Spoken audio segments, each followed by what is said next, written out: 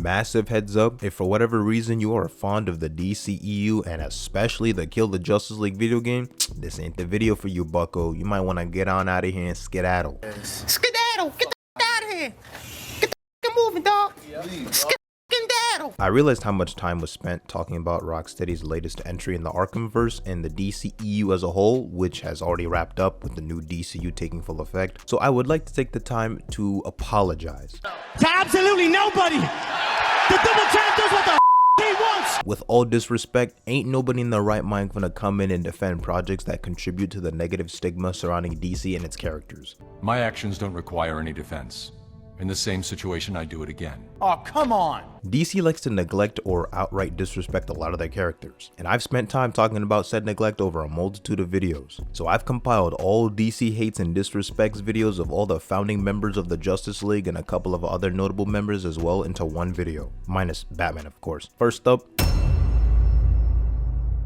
it is quite crazy to me how ever since the Ryan Reynolds 2011 Green Lantern movie came out, DC and Warner Brothers have just treated Green Lantern like straight fodder outside of the comics for the past like decade plus. It's like they barely want to touch any Green Lantern with like a 10-foot pole in any of their major projects. After that movie flop, they really said, I really don't want to play with your ass no more. And it's a shame because you have an entire group of, DC fans who don't really read comics, like the normie side for example. They're really missing out on some of the most interesting lore that the DC universe has to offer with like the different lantern spectrum rings and the Green Lantern Corps, Guardians, and the different lanterns outside of just John Stewart and Hal Jordan. Over here getting Ryan Reynolds to play Hal Jordan, the first live action debut of Green Lantern in a major way in modern times, I guess, and it's just absolutely terrible. And honestly, I feel like Green Lantern as a character hasn't really gotten that much respect since like Green Lantern the animated series and the DCAU with like Justice League Unlimited, where John Stewart was the main Green Lantern of the Justice League roster. Decent adaptations, but like after that, bro, it was just downhill from there. I remember back in like the CW Arrowverse, after the Crisis on Infinite Earths, it was hinted at that like John Diggle was gonna obtain a Green Lantern ring of some kind as it like crash landed in front of him, and it was pretty obvious that it was a lantern ring, but they did like literally nothing with that afterwards. Except to say expect the unexpected.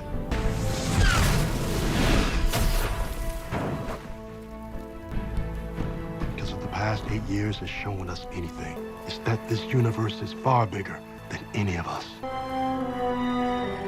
And they did hint at it like previous seasons in one of the shows where Jay Garrick, I think from like Earth 2, like saw him and he's like, oh, you're not wearing your ring. Now, obviously it's not the same character as John Stewart because like even though they share the first name, the last names are different and they're just completely different characters. And Green Lantern, for the most part, outside of that short, very slim cameo in Justice League, bro was pretty much a no-show in the DCEU. Only time you saw a lantern was the flashback scene in which they fought, I think like Steppenwolf, where Wonder Woman was explaining like the backstory of like the Mother Boxes and Darkseid and Apocalypse.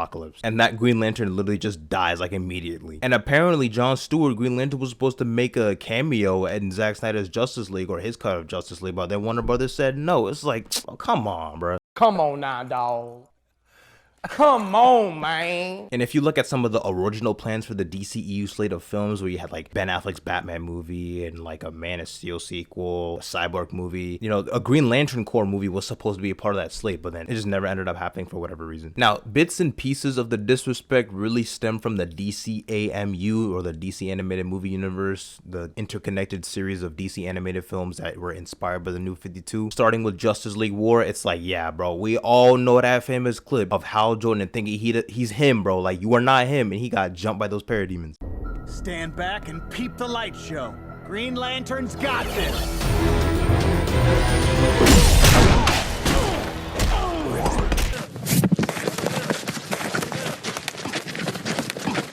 Fight back, nigga! Fight back, nigga! Fight back! Fight back! And throughout the entire duration of that universe, he's really not in a lot of films. Like, he never got a movie there was never a Green Lantern Corps movie. You only saw like bits and pieces of him and like John Stewart, but they really did not contribute much and there just wasn't a lot of focus on them. And Hal's presence in any of the Justice League movies, whether it be like Justice League War or Justice League Throne of Atlantis, he'd mainly be more of the comic relief side of it, so he didn't really add much to it outside of that. You'd have some funny scenes here and there with him interacting with Batman and him not really liking him at first and stuff like that, or Batman just showing off. As I was saying, Green Lantern can do anything. Except shut up, apparently. The what, super strength? No. Can you fly? In a plane. You're not just some guy in a bat costume, are you? What's this do? Huh? I assume it works off concentration. How'd you do that? You weren't concentrating, You won't do that again. unless I want to. Flash, my boy! Great to see you. Oh, now you want to bark orders? After I did the heavy lifting? You're referring to when you botched my very simple directives and Wonder Woman led the charge? Cyborg showed you a video. He emailed it to me. I really hate you, Bats. I swear, in half of those movies, he's either, you know, just being comic relief or just getting murked, bro. I know now this whooping wasn't just specific to him. Pretty much the entire Justice League got whooped by Doomsday in the Death of Superman movie. And then to top it all off with Superman's grand plan of hoeing the entire DC universe by planning a full front assault to Darkseid and Apocalypse, even though Darkseid knew every part of their plan. Unfortunately, I'm pretty sure Hal Jordan was a part of the guy that just got murked on Apocalypse. And to make matters even worse, Darkseid just soloed the entire Green Lantern Corps in that universe. So every Lantern and every Guardian just like, yeah, it's over. Darkseid knew every part of our plan. Those things that attacked us were half Parademon, half Doomsday.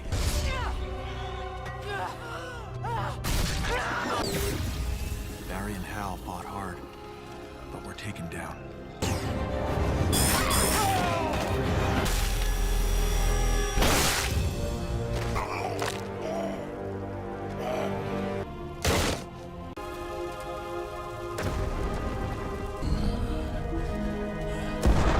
Brightest day, in blackest night, no evil shall escape my sight. Let those who worship evil's might beware my power. Green Lantern's light. Hey, yeah. I gotta cut the shit the fuck off. What is it? Bro, what is he doing? And usually after a Lantern dies, the ring would immediately like fly off and, you know, in search of its next user. But the fact that it didn't do it here just showed you that there was pretty much no one left. And Suicide Squad Killed the Justice League story did absolutely no help in restoring the faith of the Green Lantern character. The fact that any of the squad members were able to tag him in and of itself is stupid, regardless if this is a clone or whatever the hell. You literally see in the beginning of the game how he just uses the ring to just capture them all within a blink of an eye without them even being able to react to it. Out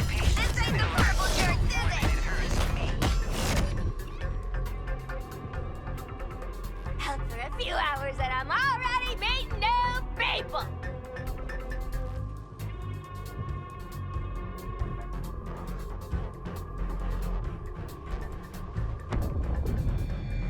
It's the Green Lantern, coming to our aid. Ah, shit. Ah, you purple jerks. You're in trouble now. Green Lantern's gonna... Ugh, Green Lantern. Nice. Hey, your face always looks so... What? I was just about to ask you the same thing, Quinn. Wait, Floyd Lawton? They've got to do something about security at Arkham. You know what? I'm in the middle of a recon for Brainiac. Let's walk and talk. It's like, Brody, why don't you just do that again? Like, what would stop them from doing that? Like, even if they do have the Yellow Lantern powered battery bullets or whatever the hell, his fight with the Flash kind of confirms the fact that his reaction time was vastly superior to that of any of the human, aside from King Shark, squad members. And we all read that character bio and the overall disrespect on my man's John, bro. Whoever wrote this, please never cook again, little bro. Over here forcing this weird rivalry between Deadshot and John Stewart Green Lantern. Like, I cannot support this black on black crime on Black History Month, bro. Four dipshit cons too dumb to know when they're punching above their weight. You're just gonna go from Waller's prison to Brainiac's. Nah. Didn't you hear?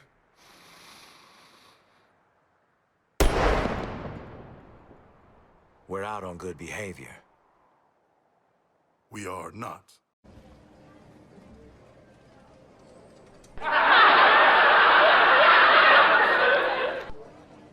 Having the opportunity to wield the most powerful weapon in the universe, arguably, and able to manifest constructs based off of your own imagination, and imagine dying to a dude with a gun. And the whole King Shark wearing the Green Lantern thing is just, it looks cool on paper, but it's just so stupid. Now, I've seen some theories out there saying that because this could be like a clone or like corrupted due to Brainiac's mind control, the ring wouldn't work normally as any other ring in the Green Lantern like mythos, as usually after the death of the wearer, it would just fly off to someone else with the reason why I didn't do that here was because it's not the real deal, and because it was under Brainiac's mind control, that's why King Shark went like haywire after using it for a little bit. But then it kind of begs the question, if Brainiac is able to duplicate the abilities of the Justice League, you know, i.e. like making clones like this and replicating the Green Lantern ring, why the hell does he not just give his entire army a Lantern ring? Like, give Batman a ring, like he'd be unstoppable. And what makes matters even worse is that this version of John Stewart is an idiot as well, alongside Clark, because Batman, Wonder Woman, and Flash are like, yo, this is obviously a trap. Brainiac is not trying to have no peaceful negotiation. He's trying to run the ones for real. But then he trying to glare with Clark like, oh, well, you know, if he's just evil, we'll just throw him back into space. It's like, there are so many ways you could have avoided this. Why didn't he just use the Lantern ring to do a biometric scan of Brainiac's ship? Why didn't he contact any of the other Lanterns of the Guardians for more information on Brainiac's ship or him as a character? Use the power ring itself to look up more information on the planet Kolu. Where are the other Lanterns? Surely John Stewart isn't the only human Lantern on Earth Section 2814. Why didn't Batman use his detective vision? Why didn't Superman use his X-ray vision? You can make the argument that maybe Brainiac's ship was laced with lead. Okay, why didn't Flash just use his super speed to do a perimeter sweep of Brainiac's ship before going into negotiations? Why didn't they perform in-person negotiations on an open field where there were no civilians? Why didn't they just send in a communication device? No one said you had to go in person. Alright, James, it's your time to shine. It's time to see what you can do. I really hope bro's cooking behind the scenes with implementing Green Lantern in this DC universe, because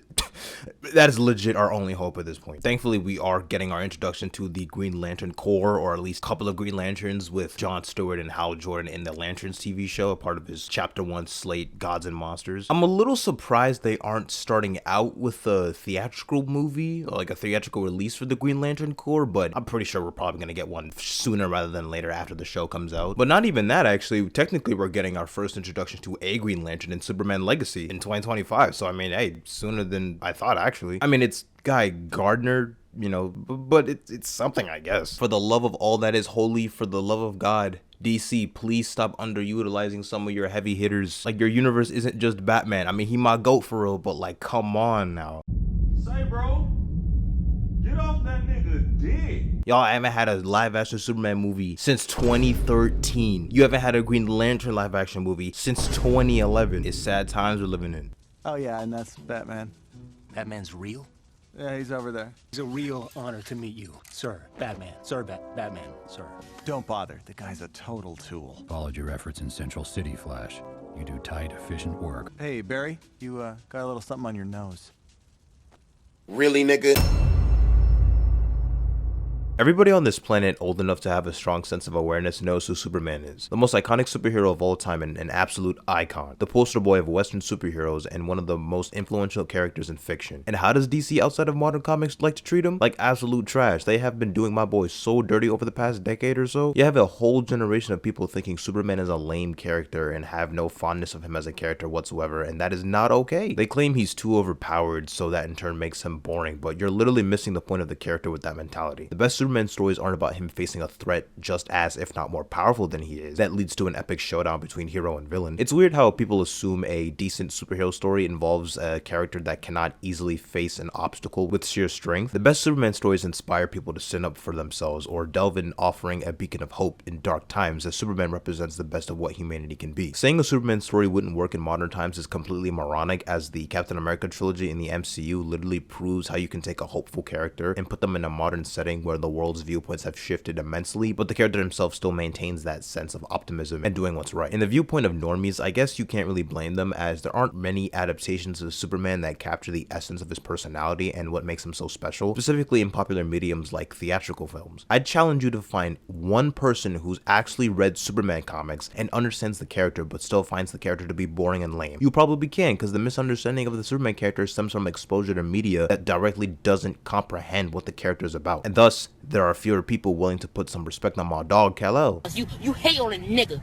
I don't understand why you hate on me, nigga. We don't understand. Show love, nigga. It don't show nothing. It don't cost nothing to show a nigga love. All we doing nigga. is getting money. Show a nigga some love, nigga. The only couple of modern adaptations that first come to mind when I think of a decent Superman adaptation are Superman and Lois and My Adventures with Superman. So yeah, when I say modern, I'm talking like recent years, so the Donner films and the DCAU don't count. And since theatrical films are arguably the most popular form of exposure when it comes to superheroes, it sucks even more that the most recent film version of Superman came in the form of the DCEU and the Snyderverse. I swear, Zack Snyder and them boys did not cook with their adaptation of Superman, they microwaved. British food levels of sorry with how they depicted the character. Beans on toast had ass. Henry Cavill was done so dirty by the people at Warner Brothers because with a decent enough script and direction, he really could have delivered something special. And it's even funnier now how Henry Cavill in real life acts more like Superman than he did in any of the Snyder films. Many aspects of this version of the character are just sauceless. There was legit zero chemistry between him and Amy Adams' Lois Lane, no authentic dynamic amongst DC's Trinity. They don't turn Lex Luthor into a freaking Redditor doing an impersonation of the Riddler.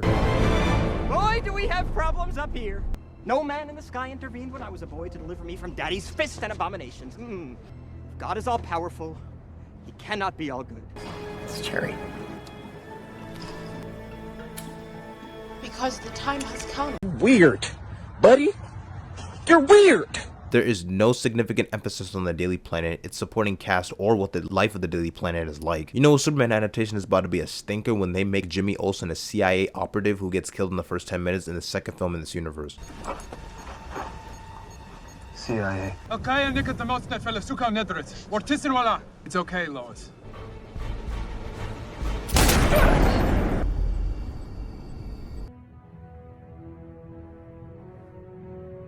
Metropolis has no unique visual aesthetic, character assassination of Jonathan Kent, and his death being one of the dumbest things I've ever had to lay eyes on. What was I supposed to do?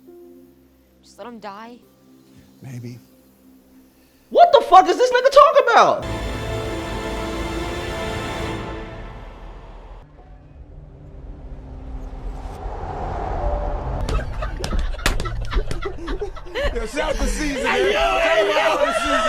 I feel as if there's a lack of human connection with this version. It doesn't really convey the feeling that Superman has a strong, loving passion of humanity and is willing to do even the small things just to make the world a better place. A lot of average folk like to neglect the fact that even though he was born on Krypton, he spent his entire life on Earth. He literally grew up in a farm in Kansas with 2 loving parents. He's just as human as the rest of us. Making Batman vs Superman the second movie in this universe is one of the most mind-boggling creative decisions in recent memory. Why are they killing Superman in only his second major movie appearance? Are they stupid? And after Justice League, they didn't use Superman in the DCEU in any major way for 5 years straight, as there were only 2 faceless cameos in Shazam and Peacemaker. But then things looked bright for the future when he returned in the post-credit scene in Black Adam.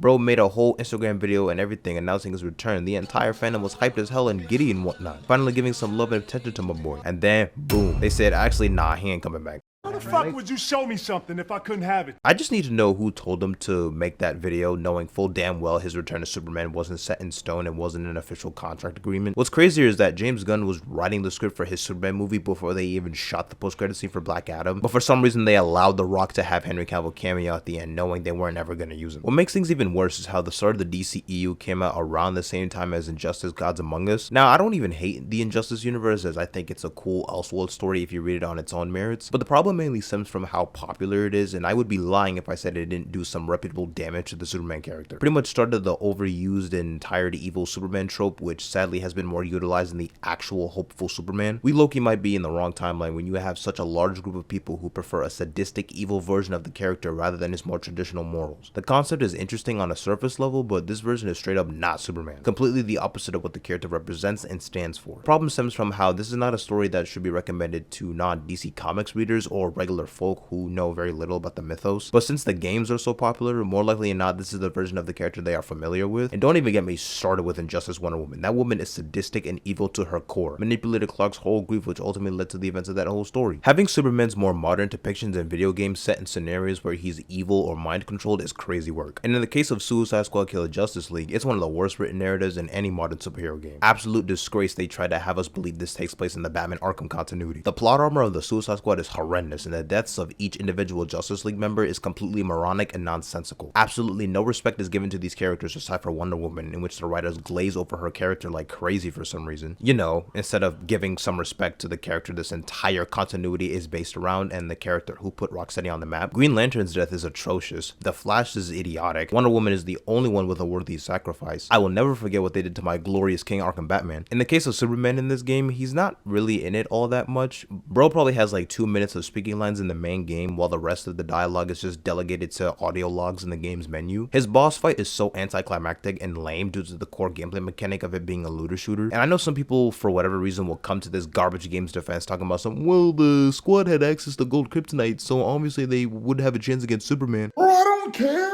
My nigga, no it does not. Even if they have weapons capable of injuring Superman, that still doesn't change the fact that it wouldn't weaken him, as you see Captain Boomerang throw a gold kryptonite boomerang at him, which cuts his hand, but he still disintegrates it with his heat vision. The gold kryptonite in question does not affect his speed, strength, or abilities in any way, so he should still be able to wipe out each individual squad member in seconds without him even noticing. But they're decked out in gold kryptonite so that Superman can't get close to them. You will literally see the death animations that are more logical than the boss fight itself. Or be killed for it.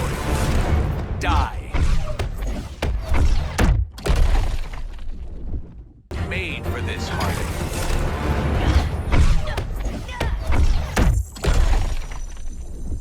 Darkness. Try to be brave. Like, bro is just standing there letting them shoot him, and his death is so lame, he doesn't even get a cutscene or anything. He just dies like an NPC.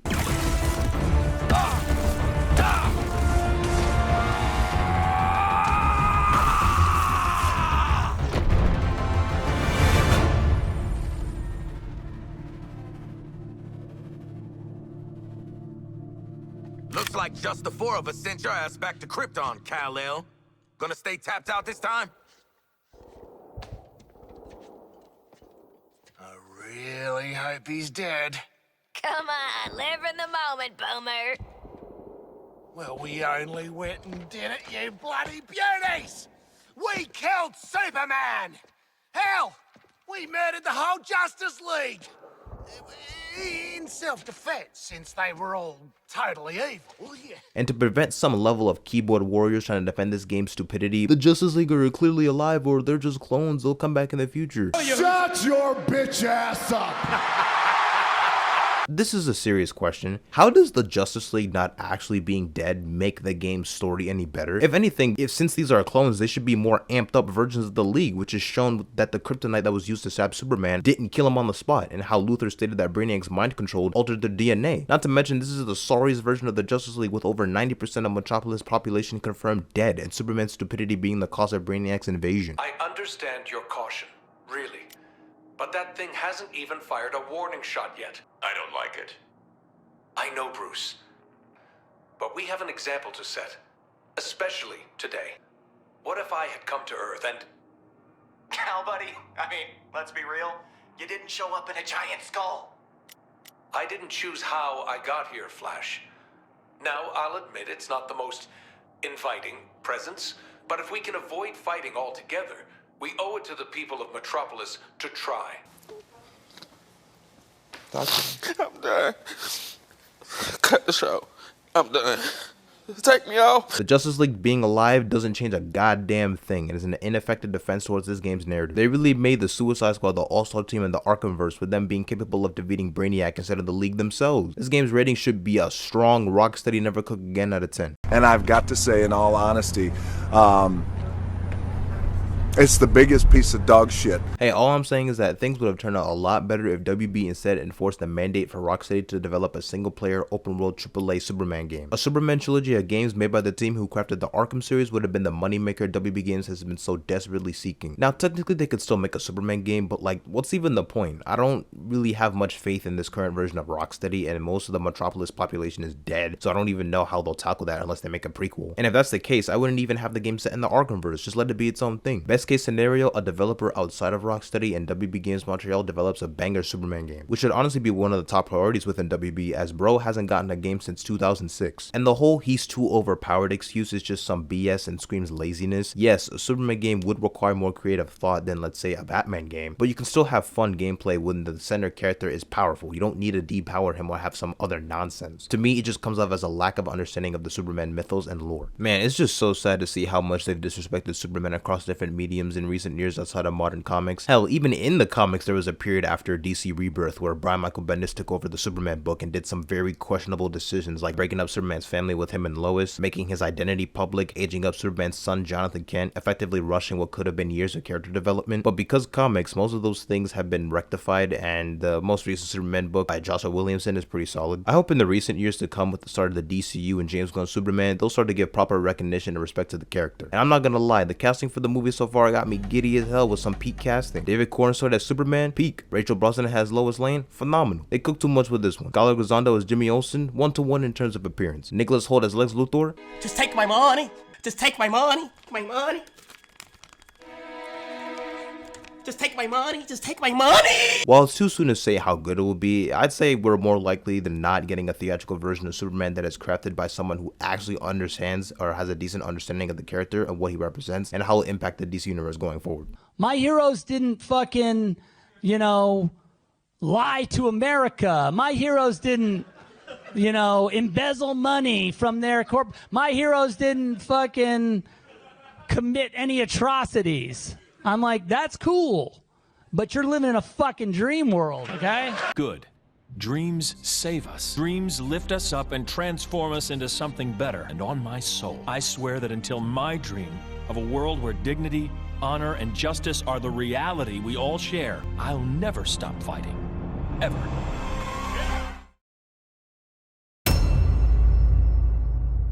It is absolutely criminal how underutilized Green Arrow has been when it comes to a plethora of DC media. Not to say the character has been neglected entirely in comparison to characters like Kyle Rayner or The Question, for example, but I feel like he's one of the more popular, underrated characters from the DC Comics catalog. Sure, people are familiar with him due to the popularity of the Arrowverse. I mean, the name of the universe literally stems from the show as it kickstarted that era of DCCW TV shows. With that said, the show does face some problems when adapting the character's mythos, as well as not a lot of DC projects giving proper due to Oliver Queen since the airing of Justice League Unlimited. Bro's essentially non-existent in the DCEU. He has a very minimal role in the Tomorrowverse animated films. There's a lot of rich lore and side characters relating to Green Arrow that are absent entirely in many adaptations. And even if Green Arrow himself has made appearances in more recent shows or films, his role is very limited and not a lot of emphasis is put on his impact and significance to the wider DC universe. I like to think of it as the problem relating to the little emphasis given to the wider Bat family outside comics, only much worse. While I don't dislike Arrow as a show, it would be an understatement to say how much of an inaccurate portrayal of Oliver Queen is conveyed throughout the entire series. You got an entire generation of folk out here thinking he's just another Batman brooding-esque vigilante with a large supporting cast of heroes and even villains from the Batman mythos. The Batman parallels are just insane. Bro really thinks he's him. I told John to trust you, to give you another chance, but I was wrong. Now you tell me, what does Dark have planned? Kiss me through the phone. He copied my whole fucking flow! Oh, word for word, shit. bar for bar! Oh, don't act like I didn't. Out of all the Green Arrow villains from the comics to pick and choose from to be season antagonists, y'all decided to have freaking Ra's al Ghul in the League of Assassins be the primary antagonist for season 3. Why? They even implemented the whole notion of Ra's wanting Oliver to take his place as leader of the League of Assassins. Now sure, Green Arrow and Batman have shared a lot of similarities throughout the years, both billionaires, vigilantes, secret hideouts, sidekicks, but I feel as if the differences between the two are more prominent to where it allows Oliver to stand out on his own, especially when it comes to his more lighthearted demeanor. He's also more the type of hero to put emphasis on standing out for the little guy and is very unapologetic about his political views dating back all the way to the 1970s. Look, I'm an old lefty. The government must do for people what people can't do for themselves. Come on, I don't belong up here. I just helped the little guy. At a big club like this, you tend to forget all about him. Now, I'm not saying Oliver should have been cracking one-liners like he's an MCU character, but it's just weird with the direction they went with his personality. Throughout the course of the show, he faced or encountered characters like Talia al Ghul, Firefly, Deadshot, Anarchy. Corporate needs you to find the differences between this picture and this picture. they're the same picture. Prometheus, who in this version is more of a Green Arrow copycat instead of Batman. Although I will say Prometheus was definitely one of the better villains in the series. He really was that guy. I'll let them slide with using Deathstroke because there's this wide misconception that Slade Wilson is a Batman villain when he really isn't. If anything, he's more of a Nightwing and Teen Titans villain, but he low-key got beef with practically every straight level hero in the DC universe. And he and Green Arrow have had some interactions in the comics. Where are villains like Onomatopoeia or Count Vertigo? I never really was a fan of what they did with the Black Canary character. There were like 3 different women to take up that mantle. Not to mention Laurel as Black Canary was a 2-pack of ass. The fuck are you talking about? That shit stinks. Imagine taking one of the most effective and well-developed relationships in comics just to do nothing significant with said pairing across 8 different seasons. This show doesn't just butcher Green Arrow related characters. They incorporated Mr. Terrific into the mix as a supporting character, and this version was hot buns. Mr. Terrific is honestly one of the most underrated Justice League members, on top of being one of the smartest minds in the DC universe. Here, he's just over the top and weird with his comedic timing being all over the place. He's not a competent fighter. He's a bit of a wimp. Not to mention this isn't even Michael Holt as Mr. Terrific. He's just some random dude named Curtis. James Gunn, please do my boy right. To literally nobody's surprise, Justice League Unlimited has the best portrayal of Green Arrow put to screen and properly demonstrates his dynamic with the rest of the Justice League. The show honestly paints a clear picture on Green Arrow's purpose as a Justice League member, as he brings a more grounded perspective with the team's approach in crime fighting. Still don't think I belong up here. That's the point. Someone like you will keep us honest. Gee, Bats, I don't know. So, see you soon? You just might. Batman said I was supposed to keep you guys honest. Do I look like Batman to you? Actually, you kinda do. We're guilty of the sin of hubris. As of right now, we're disbanding the Justice League. This is the end. Says who? We saved the world, again. You don't think that has any value? Well, think again, pal. If you're quitting because you think you've already done your fair share, fine. The world needs the Justice League, and the Justice League needs you, Superman. Bro's speech was so immaculate it made Batman crack a little smile. And with this being the best portrayal of Green Arrow, this is also the best interpretation of the Black Canary and Green Arrow relationship, while also giving light to how Canary is one of the best hand-to-hand combatants in the DC universe. You happy punching the bag, or you want to go a few rounds with me? I am talking about sparring.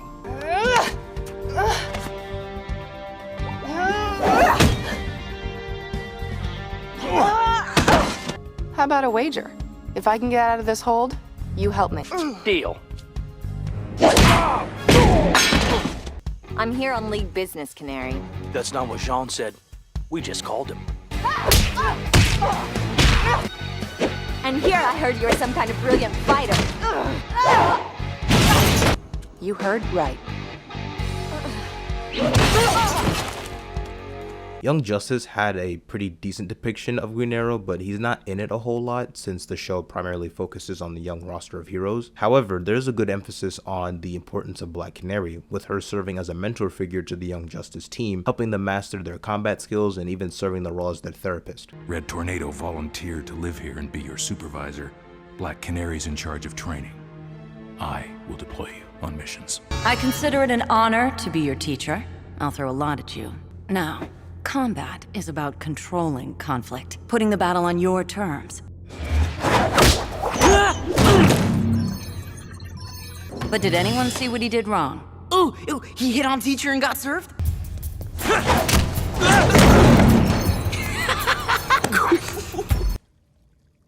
You can't tell Batman. Nothing leaves this room. I always expected to grow up and become him. The thing that drives him to sacrifice everything for the sake of his mission.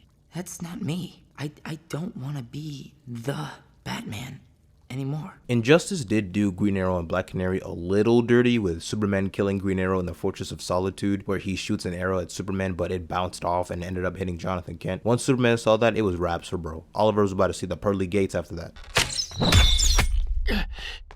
Clark! Dad!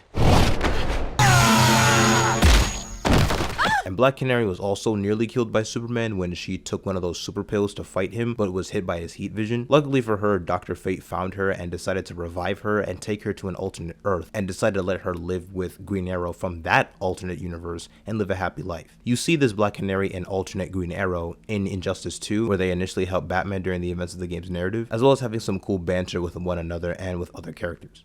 Guess I better call the sitter. Mommy and Daddy are coming home late. If this is more than you and Ollie are comfortable with, Dinah, I'll have Blue Beetle and Firestorm take over. No, we can do this. You've been out of the fight a long time. You have a family. Your family too, Bruce. I couldn't be there to finish the fight against Superman.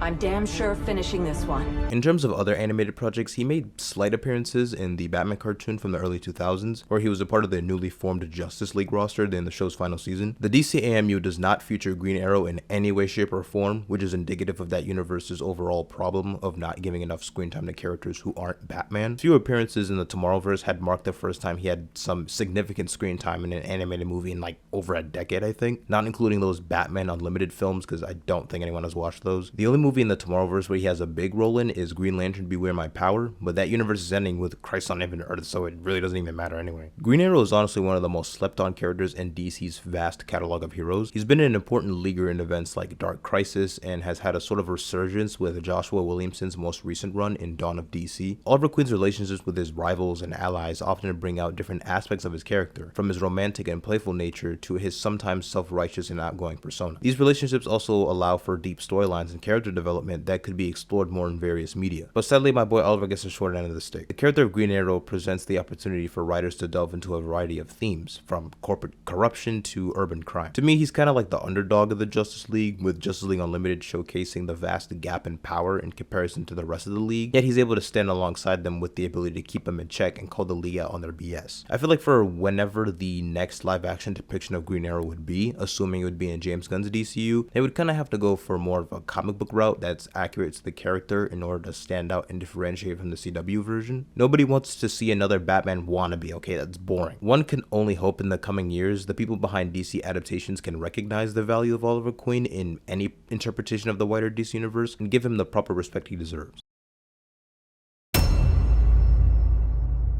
Hey yo, DC, is it that difficult to partake in the stop disrespecting your most popular characters who aren't Batman challenge? Hell, even sometimes my boy Bruce can't dodge the stupidity behind some of these creators.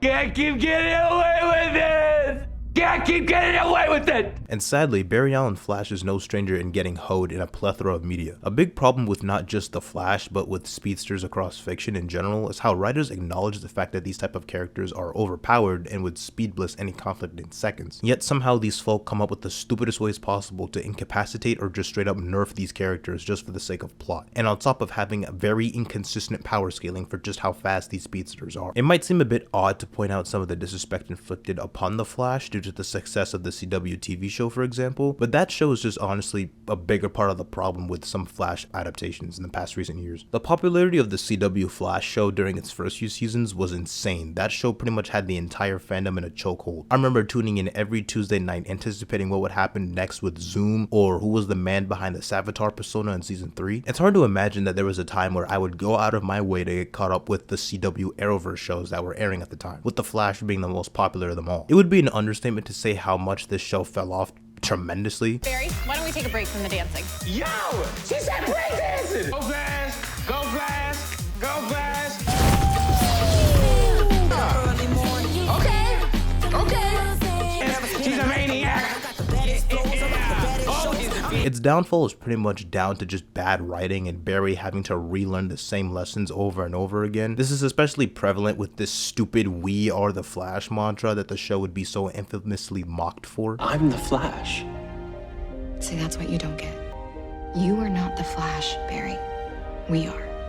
Hey, Bro, yeah. cut the shit off, bro. I gotta cut the shit the fuck off. It just sucks how much the show had Barry become so dependent on Team Flash. It's like, bro, can't do anything by himself. Always needing a pep talk from Iris or Joe, needing Cisco and Caitlin in his ear telling him how to stop a man with a cold gun. The most infuriating thing about the show might seem a bit nitpicky, but I just can't get over how Barry struggles with some of these villains when the show has shown speed feats that contradict said struggles, further proving Barry should just speed blitz these bozos in seconds. He's fast enough to slow down time where it seems as if everyone around him stopped moving. You wanna know what's happening? I'm fast now. God, I just want to tell you, but I can't. Hell is going on with you? He's fast enough to dodge bullets to make it seem like they're moving in slow motion, as well as dodge freaking lightning. Yet he can't react to punches from a non-speedster. He consistently struggles with villains who have just daggers or cold guns, despite having moments where he super speeds past them. The show somehow is able to give him more abilities and also nerf him at the same time. There's also a consistent problem with him having to run his mouth by using his speed to run up to a criminal and talk to them about their wrongdoings instead of just, I don't know, handcuffing them or something, then do whatever you need to do. The villains in future seasons honestly just stopped being good, with plot threads getting harder to watch after like season 3 perhaps. Nora Allen from season 5 was hella annoying. Villains like Cicada, trash. Godspeed, doo-doo.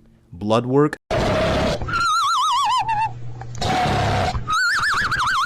what happened to the levels of quality from villains prominent in seasons 1 and 2 like Reverse Flash or Zoom? I swear, Zoom was arguably the coldest villain in the entire series.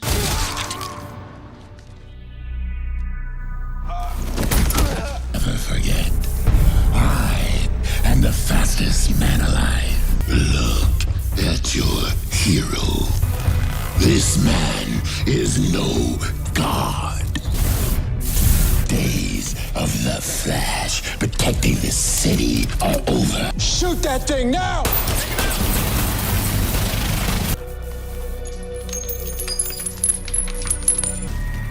Goodbye, Flash. You two weren't fast enough. But nah, forget all that. We gotta have an epic lightsaber fight using Speed Force abilities for some reason. Just like everything that came from this universe, the DCEU Barry Allen Flash is an actual travesty. Which one of you bozos thought Ezra Miller was good casting, huh? Who was it? Was it you, Zachary? Whoa, bro. Always. Hi. And always just knock you out, and then you won't have to panic. Right, you just gotta knock You just let me know. Yeah. No? Yes? What? Bullets. Those are Nerf bullets. Thank you for letting They me are fake and they are a toy. Thank you for letting This is my belt buckle and my Nerf bullet. I've never really been a fan of this portrayal of Barry Allen. He just acts like a Wally West but on steroids. More than half of his screen time is just him being a quip machine. Wow, it's like a cave.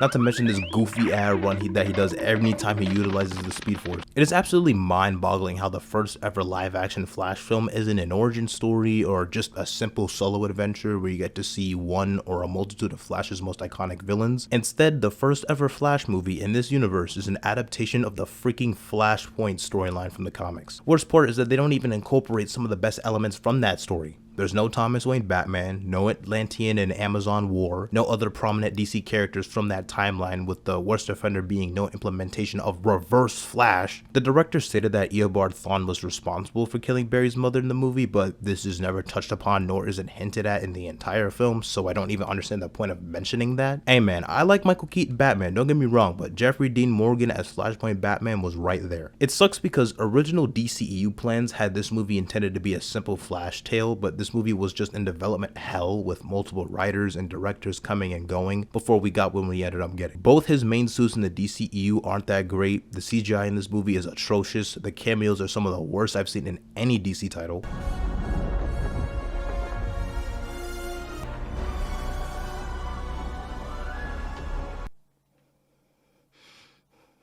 I've been thinking, what am I watching? What is the purpose?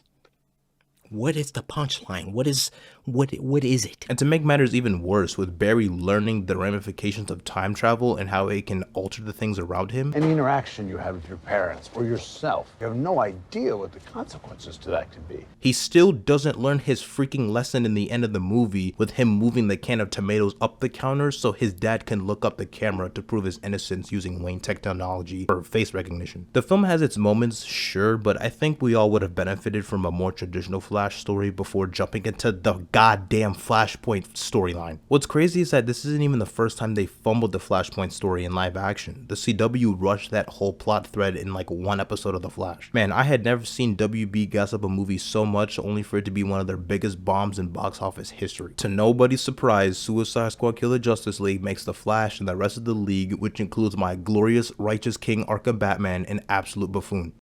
Say, bro, get off that nigga dick. Every league member gets disrespected aside from Wonder Woman because reasons. It's funny how the squad, especially Harley, have this deep-rooted desire in aiding Wonder Woman, as Harley admires her and they all feel really sad about her death and acknowledge what she's done for them in Metropolis. Help me carry her in. We got medics inside. Thought the four of you couldn't achieve anything. Prove me wrong. She's probably just bushed, right? Her heart has stopped beating. You went out like you lived, doll. Looking sharp and never listening to us.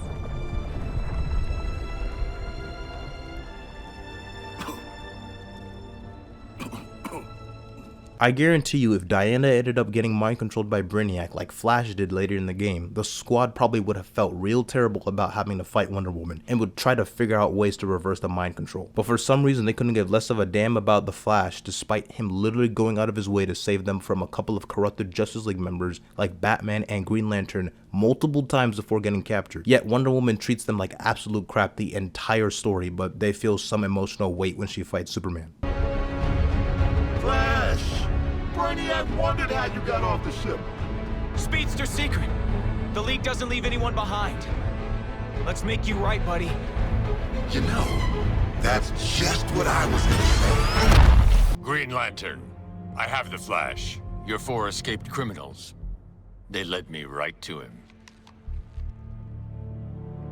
No, not a threat at all. Still, let their corpses strike fear into those who'd resist.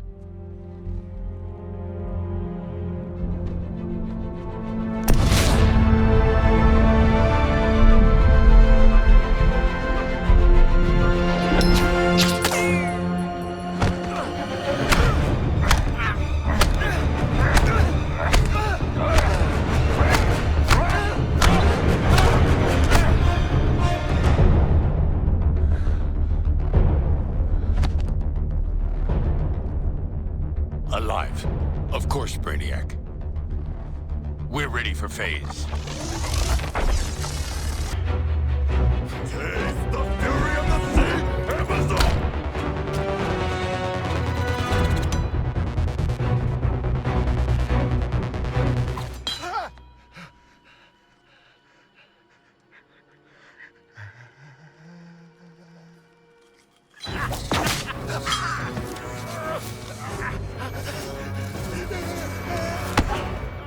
Explain yourself. Every minute I waste on you is stolen from the people who truly need my help. I won't be around to save you again. Where else are you gonna go, princess? All the fun is right here.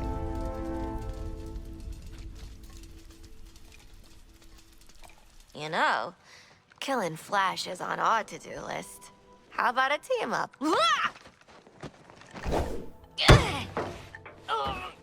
You didn't let her finish. We should team up.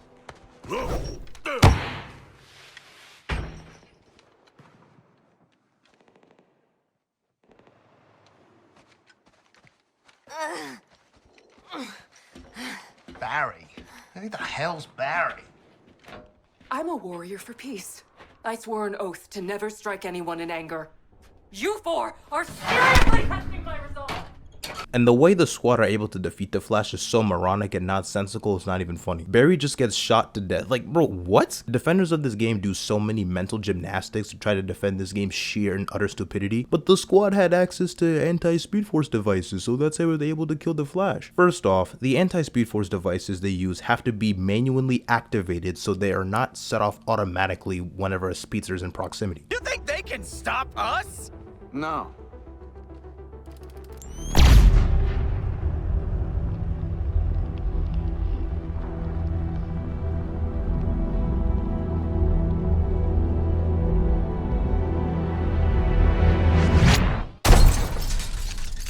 This is best shown when even if someone has access to said device, they can still get speed blitzed and caught off guard despite knowing the Flash can attack them at any point. Excuse me, my plan to neutralize the Justice League starts now. I'm going to enjoy this.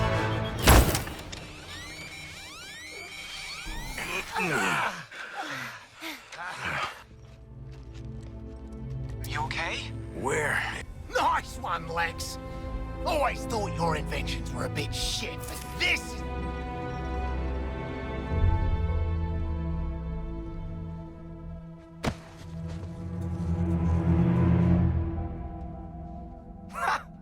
Would you look at that? He did have a heart. Catch! Oh, yuck! Ah, the thingy! What did you think would happen? You'd crawl out of your cells, swoop in, save the day? Pathetic.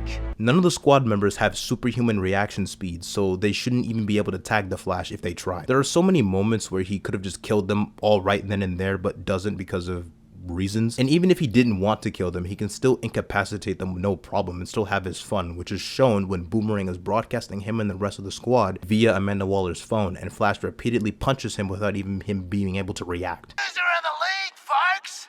The fastest man alive! According to all these girlfriends.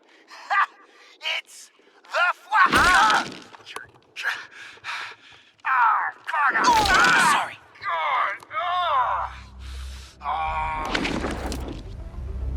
Hey, Metropolis! Do you like live executions? Well, don't touch that dial, or I'll break your fingers. So you mean to tell me after all that, they are somehow able to tag him with bullets while he for some reason makes tornadoes, stands in place from time to time, yet he states how he's faster than time? So Batman, the master strategist of Brainiac's army, acknowledges the Flash's cocky nature and how his arrogance can get the better of him. Flash, you're going to stand down and recuperate. Bruce, you can't be serious. You lost your temper. Cost us our best lead on Luther's informant. Stand down until I decide to put you back in the field, Flash. He is fully aware of this, yet for whatever reason, he doesn't think to send Green Lantern or himself to aid in Flash's efforts in taking down the squad. Why does Green Lantern always show up after the Flash is killed? This could have been avoided if you just tagged along with him. You got something better to do? Also, if the Flash was getting injured throughout the course of the fight with the squad, why didn't he just zoom back to Brainiac's ship to recover? He does this when he gets tied up by Diana's lasso right before he fights the squad initially. Hell, freaking Superman does this when he's stabbed with the kryptonite shard by Wonder Woman. Somehow you're getting shot by Boomerang, boom, go back to Brainiac's ship, send Green Lantern with you. Problem solved. But surely the disrespect would end there. There's no way it could get any worse, right? Flash has expired. He saved our lives, yet we ended his. As honorable warriors, we will show proper respect to this fallen hero by... Show a little class, man. That... Holy shit. Congratulations. Makes sense. The gods have cursed you in every other way.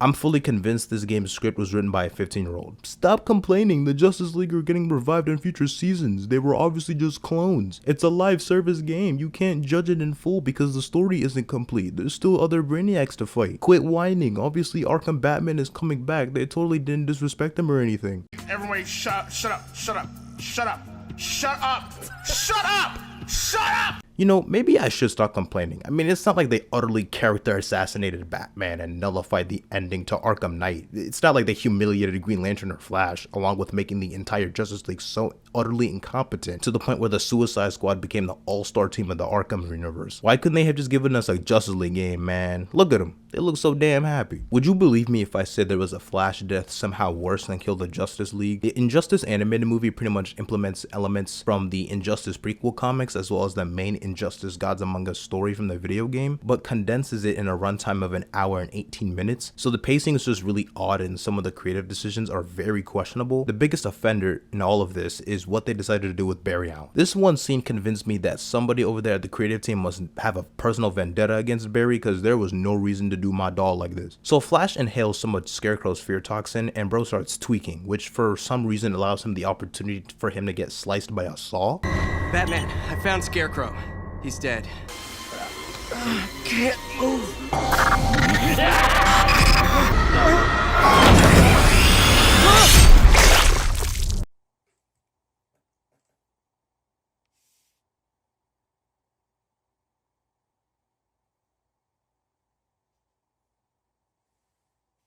There's absolutely no way you can convince me the fastest man alive couldn't avoid that. Y'all had Yuri Lowenthal as the voice actor for Flash in this movie, and you're just gonna waste him like that? How and why this decision was approved is beyond me. What was the point of killing him off? Flash was an integral part in both Injustice games and the prequel comics. This adds nothing to the story other than for garbage shock value, and adds to the overall problem of modern DC animated movies differing from the source material just because they can. Most of the screen time given to Barry Allen in recent animated movies are mainly just centered around him being used as a MacGuffin for time travel or multiverse shenanigans. There has never been an actual solo Flash movie, with Flashpoint Paradox being the only animated movie to have Flash as the center protagonist, which kickstarted the DC animated movie universe based on the New 52. The Flash throughout that universe doesn't really do much. He makes some appearances in a few Justice League films here and there. Some of those appearances are just him getting overpowered by a bigger threat that requires the might of the whole league to stop. Barry, you can hear me in there.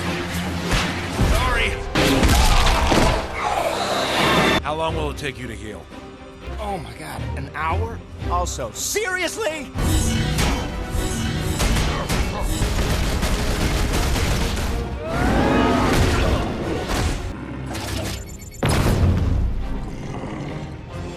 3 leaguers down and we only just got here. Need backup now. The Death of Superman animated movie had the entire league get bodied by Doomsday, which is a bit odd to me considering that they needed Superman alone just to stop him, but not the combined might of freaking Green Lantern, Hawkman, Martian Manhunter, Wonder Woman, and the Flash. How did Batman's explosives somehow do more damage than attacks from a freaking Speed Force user? To top it all off, Flash and most of the catalog of DC heroes get hoed in Justice League Dark Apocalypse War, where he was forced to endlessly run on a treadmill using his speed as a power generator for Apocalypse. Then at the end of the movie, he does a Flashpoint all over again with insight from Constantine, as planet Earth had been cooked to the degree where there was nothing that could be done to save it. You know what you have to do, mate. Clear the board.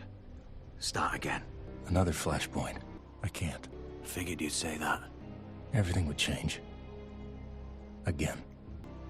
It won't be perfect, but it'll be a long sight better than what we got now.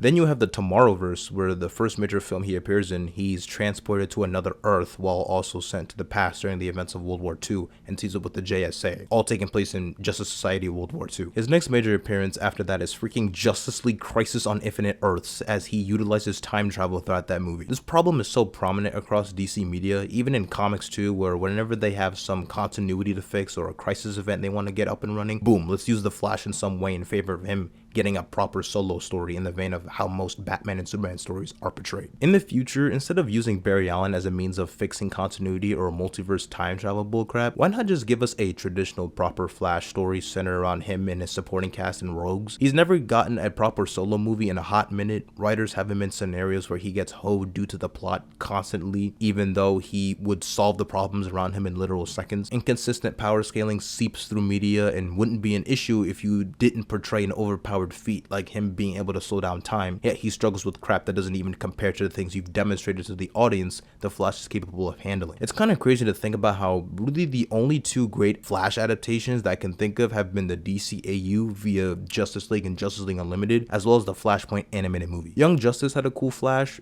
but he's barely in it as he's at the center focus. More emphasis is put on Kid Flash Wally West. The disrespect isn't even limited to just Barry Allen Flash. DC Comics have been doing Wally West dirty for years by having him removed from the New 52 entirely and replaced by a new character as a whole, until they brought him back in DC Rebirth, which is all kinds of messed up when you take into account how many popular aspects of the Flash character in modern day were taken from Wally West's time as the main Flash post Crisis on Infinite Earths. WB, if you can give me a banger AAA solo Flash game, maybe I'll forgive y'all for your levels of tomfoolery, I don't know.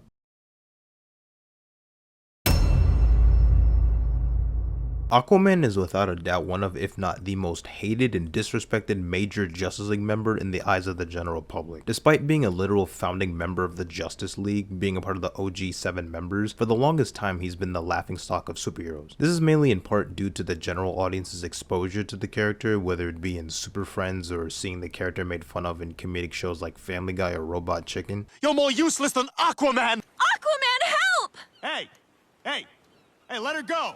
You're lucky you're not doing that over here, in the ocean. Oh, you're in for it now, buddy. I got like 5 fish coming to help. Anyone hungry? The Johnsons! Oh no! Do you think I've never seen a puddle before?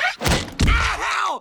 Ow! My tailbone! Now these are just lighthearted, harmless jokes, and most comic fans would probably find them funny, but the main issue is that this is unironically how the general public thinks of Aquaman as a character. They genuinely believed for the longest time he was just useless fodder with nothing of value. Thus, in turn, you have a lot of misconceptions that became more common amongst average folk. The biggest misconception on Aquaman is definitely his connection to other sea creatures or how he communicates with them.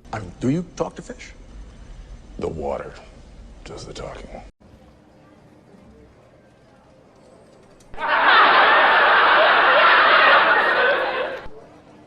The way his powers work is that he's able to telepathically connect with any aquatic creature, being able to manipulate the base impulses and commands of said creature. Basically, he can send mental signals for sea creatures to do his bidding to an extent, but it's not like he can have a one-on-one conversation with a shark or something, or talk to a lobster to see how their day has been. This reminds me of the first issue in the New 52 Aquaman series where he goes to this seafood restaurant where the other customers there talking about some, oh my god, I feel so guilty since Aquaman just came in, and everybody at the restaurant is just flabbergasted when Aquaman orders some fish and chips. They're like, hey bro, don't you talk to fish? And he just straight up tells them he doesn't talk to fish. Then he further explains the point I brought up earlier with how fish don't talk, or how he can telepathically command other creatures like dolphins. Jeff Johns' run on Aquaman during the New 52 I think does a good job in showcasing the interesting mythos surrounding Aquaman, as well as challenging the negative stigma around him being a joke character or being a laughingstock. With the new Dawn of DC comic launch last year, I'm kind of surprised they never made an Aquaman solo title, considering they had made ones for characters like Hawkgirl, Cyborg, Green Arrow, Shazam, and a bunch of other characters. I've never really thought too much about any potential cult-like following for Aquaman when compared to other heroes. Regardless of how much more or less recognizable some comic characters are in comparison to others, many of them will always have stans or a really devoted fan base. Whether it would be Wonder Woman fans striving for more push for the character, you've got your Flash fans, Green Lantern fans, Red Hood fans, Twitter stan accounts, subreddits, and everything. But honestly, tell me, when was the last time you've seen an Aquaman stan account or a single individual online say their favorite Justice League member is Aquaman? I'm not downplaying or discrediting the character or anything. I'm just pointing out that even amongst comic fans or those familiar with these characters, Arthur Curry is never really in anyone's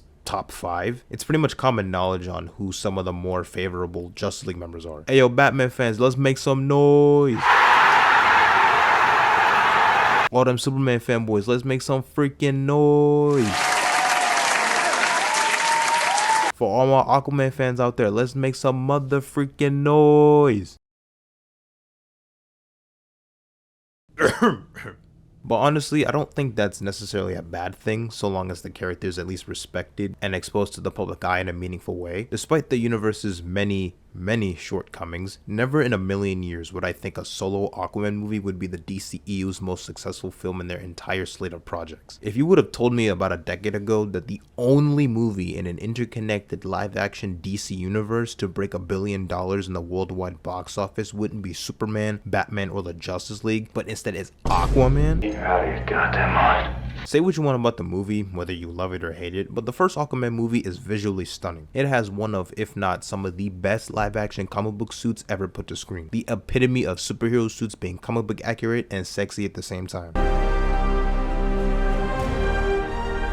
Lord have mercy, I'm about to bust. One of the only few strengths of the DCEU were the costumes themselves. Whoever was designing those suits for Aquaman and the Black Adam cast were putting in that work. They were in their bag for real. Boy, he got that shit on though. I was genuinely shocked with how they depicted Black Manta's suit in the film, and they somehow made it even more stunning and comic accurate in Aquaman and the Lost Kingdom. I also appreciate how much they maintained Black Manta's biggest hater type energy. Bro wanted all the smoke through and through. One of the top haters in comics, you gotta respect it. Some of the other little design choices I liked were how you can see some expressions on Ocean Master's helmet, which is another design they cooked within this film. Hey Marvel, take some notes and stop with this muted color over design crap. Comic accurate suits can look good on screen, you just need some of the right materials. As much fun as the first film was, the sequel Aquaman and the Lost Kingdom was a load of. At that point during the film's release, not a single soul cared about the DC movies coming out at the time, since it had been almost a whole year since James Gunn announced his reboot plans. Not to mention this movie was going through hella reshoots and poor test screening performances, with the constant reshuffling and plans shifting at WB. Scenes cut with Michael Keaton as Bruce Wayne, then some cut with Ben Affleck set to appear, which makes sense as to why they had to cut that out entirely since neither actor would return in the DCU. These two clips are unironically the last scenes in the entirety of the DCEU. I am Aquaman.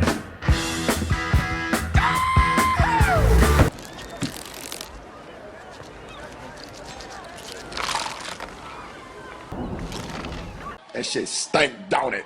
Ugh. I'm pretty sure this was confirmed, but if it were up to me, I wouldn't have Jason Momoa return as Aquaman in James Gunn's DCU in any way, shape, or form. I have nothing against him as Aquaman. I think he was one of the standouts of the DCEU, and I really enjoyed his take as the character. I'm just saying, if Batman and Superman are coming in with fresh new faces, then everybody's gotta go. Also, he'd make a much better Lobo than Aquaman anyway. I think that's something everyone can agree on. With the Aquaman disrespect that is just way too common nowadays, there comes a lot of people, and even certain adaptations, that just severely downplay how powerful Aquaman really is. The Injustice universe power scaling is just complete lunacy since it's a fighting game and any sense of logic is thrown out of the window. I mean, you got Batman being able to take on Black Adam and Wonder Woman in a one-on-one fight with no enhancements, or one of those super pills that were established in the universe, or when Deadshot somehow was able to tag the Flash while he was running at super speed, despite the fact that Floyd Lawton isn't a speedster.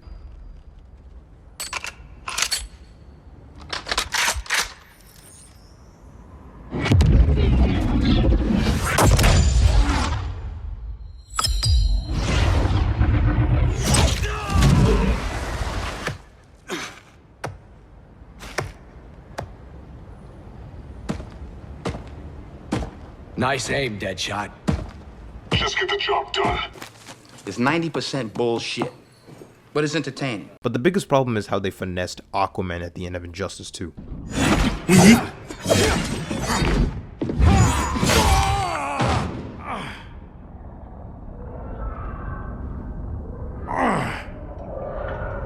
I'm tired of fighting you, Arthur.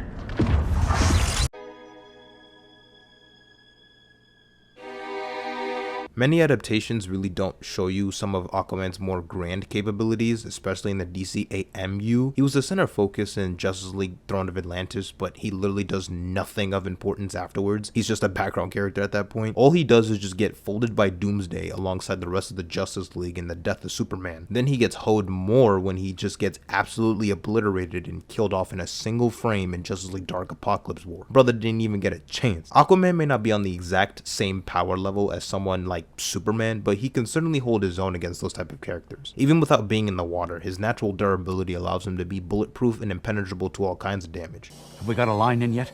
I need it stat. Negative. His skin's tougher than a rhino's. He can lift large objects like whole buildings and ships with ease, and when he's in the water, you might as well not even try to trifle with bro. Aquaman has been getting disrespected for literal decades. Bro cannot catch a break. What more do you want from me? Before the DCEU existed, any amount of respect given to the character was pretty much non-existent from the common person. To be honest, you can't really blame someone if their only exposure to Aquaman was via a couple games here and there and some shows who've made him a laughingstock. DC has a really big problem in not emphasizing some of their other heavy hitters who aren't Batman, therefore you have misconceptions about said characters that spread like wildfire since they aren't given the treatment in other media that they deserve. I think in the future they should just take another shot in adapting the founding members of the Justice League with Aquaman as a main player, because he is for real one of the most slept on characters in DC. Martian Manhunter is arguably the most underrated and underappreciated member of the Justice League, as it seems more often than not he gets omitted from a lot of more recent depictions of the team, despite the fact he's been a founding member since the League's inception in DC Comics. Whether it would be pre or post-crisis continuity, he was the one constant in any iteration of the Justice League. He a trooper for real. He'd been in many versions of the roster, especially with the mainstream push of the DCAU, which I'd assume is a lot of people's ideal Justice League lineup, but for whatever reason, they decided to replace him with Cyborg as one of the 7 founding members of the team during the New 52. I mess with Cyborg, but using him to replace Martian Manhunter, an OG since the Silver Age, is some nasty work.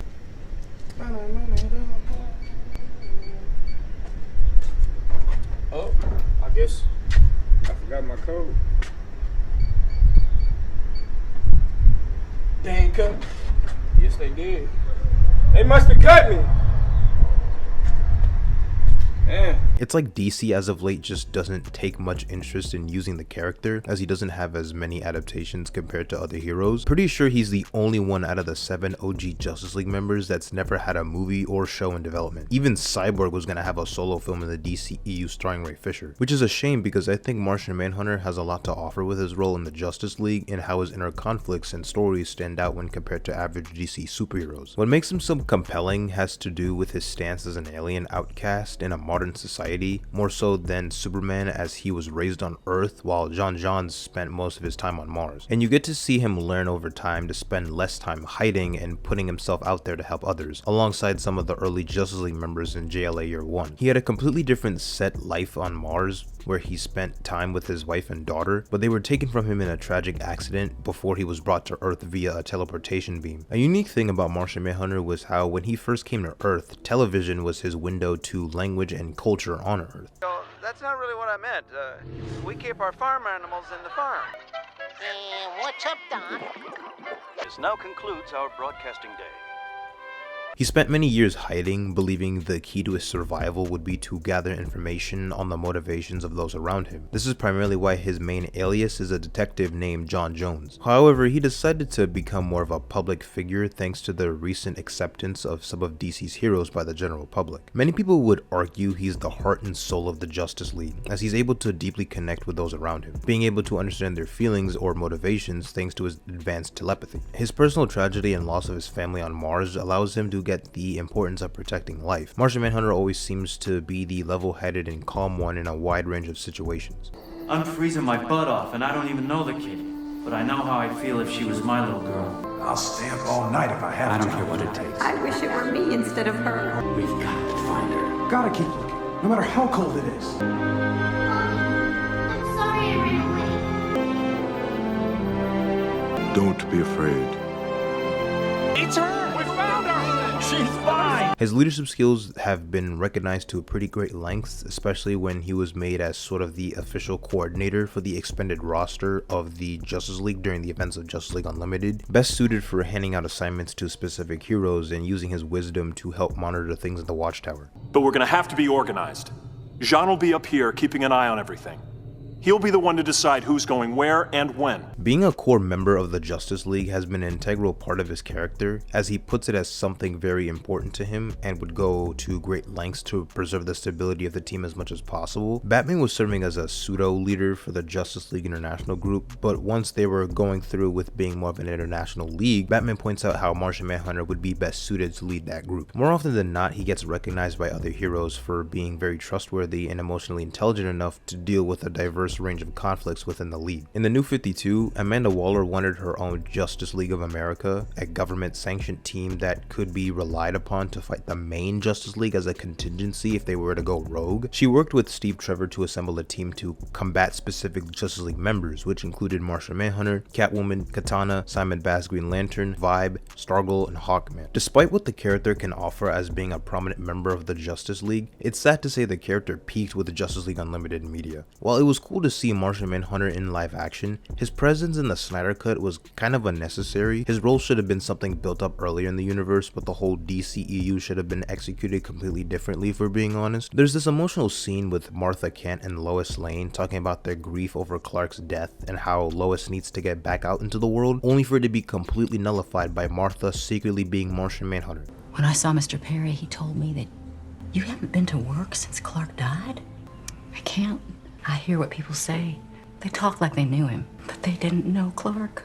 And I can't stop them and tell them how proud I am of my son. We'll never love anybody the way that I love your son. If there's anything you need, I'm here. There is something you can do for me, honey. Come back to the living.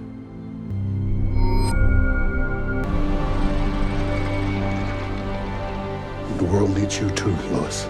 You ruined it.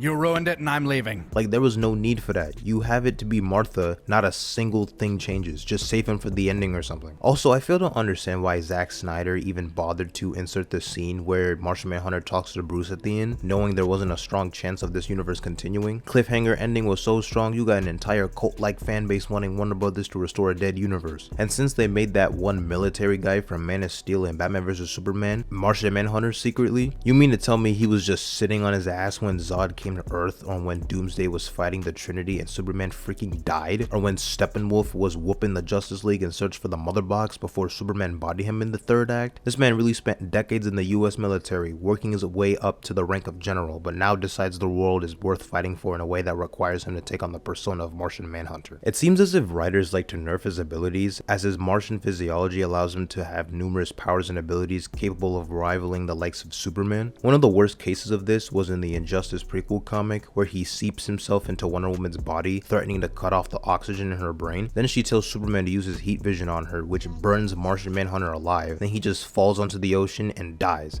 That's it.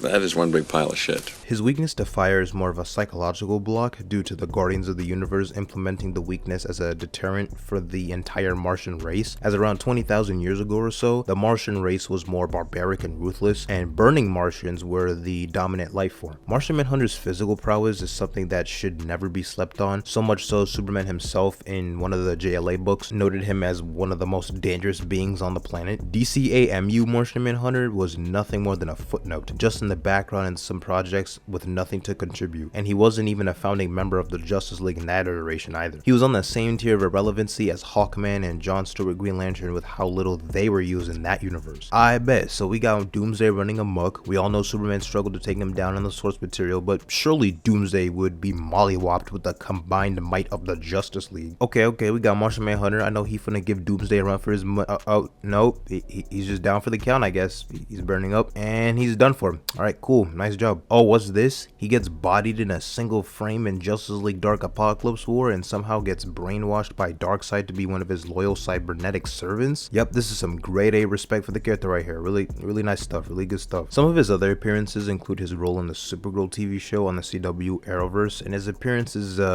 very CW, and inevitably they nerfed the ever-living hell out of him since the show would primarily focus on Supergirl's abilities since it's her own show. To be honest, neither of the live-action depictions of Martian Manhunter from the CW or the Snyderverse look that great. They need to get out of here with his King Piccolo from Dragon Ball Evolution looking at. It's most likely due to budget constraints, but it's always weird to see John in the Martian Manhunter suit, but he still has a human face, almost as if he's like Batman or something whenever he's in a base of operations with his mask off. I know it's nitpicky, but I don't see why he would ever do this. That's literally your alien form. They also implemented the character of Miss Martian in Supergirl during the second season, but she had a weird relationship with Martian Manhunter, which was kind of weird for me as a Young Justice viewer.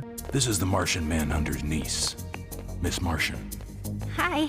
Oh, okay, so they seem to be going for a more mentorship type of role for the Arrow. Holy mother of... Obviously, they aren't related in the Arrowverse, nor have any connection before they even met, from what I remember. And they seem to be around the same age. Even in the Young Justice series, they weren't actually related, but he still served as a mentor for Miss Martian, so I'm not sure why they'd go in such a different direction. But it's the CW, so what do you expect? Martian Manhunter undoubtedly deserves more time in the spotlight in any future adaptations of the Justice League. It's almost like something's missing whenever you exclude him from any mainline roster in any continuity seen on the big or silver screen. It might sound a little bit greedy, but it wouldn't hurt to give him a little solo movie, or at the bare minimum a TV show in the DCU. I mean, if you're willing to give Amanda Waller her own spin-off show, then a project about an actual Justice League member shouldn't be too much of an issue, right? Not many average folk know too much about his character or what he has to offer, which is what happens when you don't give characters their proper due or don't even attempt to push them in media the general public consumes. Whether they'll go for a more Justice League International route at first or a more traditional roster, Martian Manhunter has got to be a key member in the DCU. They've been neglecting his character for way too long now.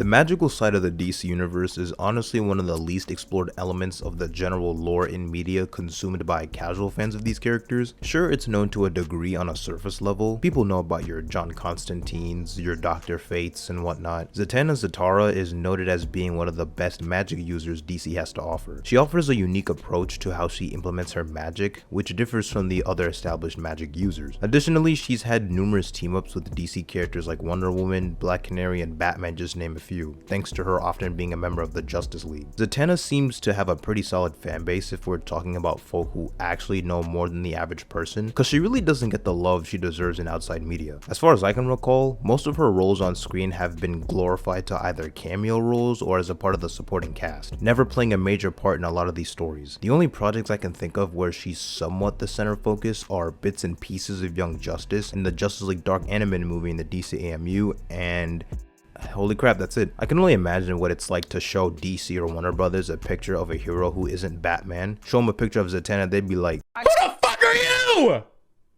the fuck are you?" Zatanna deserves all the glaze for a multitude of reasons. For starters, she be rocking them fishnets, so that's an automatic plus 20 points in the grade book. I think what makes her stand out in comparison to most magic users is her showmanship, as she is a known stage magician that uses real magic, which works to her benefit as the people in the audience think it's all just really effective illusions. You look at characters like Nabu with Dr. Fate, who are so hell-bent on order and possess such an intense personality, or John Constantine drinking away his problems, utilizing heavy uses of sarcasm as a defense mechanism. The Spectre literally is the embodiment of God's vengeance and punishes those who deserve it. Zatanna brings this refreshing, playful energy with her showmanship, enacting very ambitious stage acts with her magic. She's often very fun and enthusiastic about her stage performances and her competency as a magician. Her often quirky and flamboyant personality bounces off well with her team-ups with notable Justice League members like Wonder Woman or Black Canary. With how much potential Zatanna has had as a mainstay in the DC universe, surely she's had several solo books in main continuity in the last handful of years or so. The amount of solo titles she's had over the years really give the term underrated a new meaning, because while she currently has an Elseworlds DC Black Label book going on, Zatanna hasn't had a main solo book since 2011 when Paul Dini was writing the character. The thing about magic users is that there's always inconsistencies in how powerful they can be. You have instances where Zatanna can turn you into a dove or a butterfly if she wants to be a bit of a goofy goober just saying it backwards. It's been established that she doesn't need to actually speak in order to cast her magic. She can use sign language or carve the backwards spell incantations by hand if she cannot speak for any reason. But I guess DC forgets that from time to time, or just doesn't care enough to abide by those parameters. I wonder if it's some sort of inside joke where they like to have her in situations where she shouldn't be in. It's like, oh, you put duct tape over her mouth, she's cooked, GG. Looks like you need Power Girl and Superman to come in and save her from the clutches of another magic user. I don't think she should be getting gagged or tied up as much as she does from time to time. Hey, let's have Poison Ivy subdue her with her plants in Zatanna's home to catch her by surprise, because we all know Poison Ivy is one of the most powerful sorcerers in DC and not just some metahuman with plant-based abilities, powerful enough to take on demons from other dimensions and rival John Constantine in power. But according to some writers, all it takes is for non-magic users like Deathstroke to subdue her with the right attack, causing her to vomit so that she can't utter the right words. This whole Deathstroke soloing the Justice League thing in Identity Crisis was stupid to begin with. Bro was able to stab the Flash. Like, yeah, alright buddy. I hope someone's first introduction to Zatanna is never Identity Crisis, because that story did her no favors whatsoever. There was a point where the villain Dr. Light infiltrated the Watchtower while the Justice League were away, but Sue Dibney, the wife of the Elongated Man, was on the Watchtower. Dr. Light sexually assaulted her, and when the Justice League finally arrived at the Watchtower and caught him in the act, they all collectively jumped him. There was some tension between the League members present, with Hawkman bringing up the idea of Zatanna using her magic to mind wipe Dr. Light, and members voting for or against the idea. She ended up using her abilities to not only mind wipe him, but ended up lobotomizing him while trying to shift his personality ever so slightly. Batman saw what was happening as he was teleporting to the Watchtower and tried to stop them, which caused the League members to panic. In response, Zatanna used her magic to forcefully stop Batman in his tracks. They voted to let Zatanna use her magic to erase 10 minutes of Batman's memory, specifically the time when he saw them trying to erase Dr. Light's mind. Batman would eventually find out about their antics in erasing his memory, and and unsurprisingly, he didn't take too kindly to them forcefully mind-wiping him. Eventually, Zatanna and Batman would reconcile as they've had a connection over the years, with them being childhood friends and all. It's a shame how little Zatanna had been utilized in outside media. Most, if not all of her appearances in movies and shows feature as a side character or a non-speaking cameo role. I think the Justice League Dark animated movie in the DCAMU is the only film I can think of that has Zatanna as one of the protagonists. She really doesn't get used in any major way afterwards. We all know why Batman is front and center in the poster. He's DC's golden child and a more accessible way to market the movie to casual viewers or average DC fans. Magic users, I guess, weren't seen as marketable, alongside the fact that Batman had the most screen time out of any character in the DCAMU. But in universe, Batman tagging along with Zatanna, John Constantine, Deadman, Etrigan and them is just weird and out of place. Bro has no association with magic. Who invited Man-Blood and thought he should be on the team? Continuity wise, if they needed to include a mainline Justice League member in Justice League Dark, Wonder Woman would have been the more sensible pick if we're taking the popularity and marketing factor out of the equation, with Batman being part of the roster. She was a member of the team post DC Rebirth due to her mythological roots and connections to magic. One of the most frustrating aspects about Justice League Dark Apocalypse War is how they nerfed nearly every major heavy hitter for the sake of shock value and plot. Zatanna is sadly one of the characters that got hoed the most, despite how powerful she was in Justice League Dark.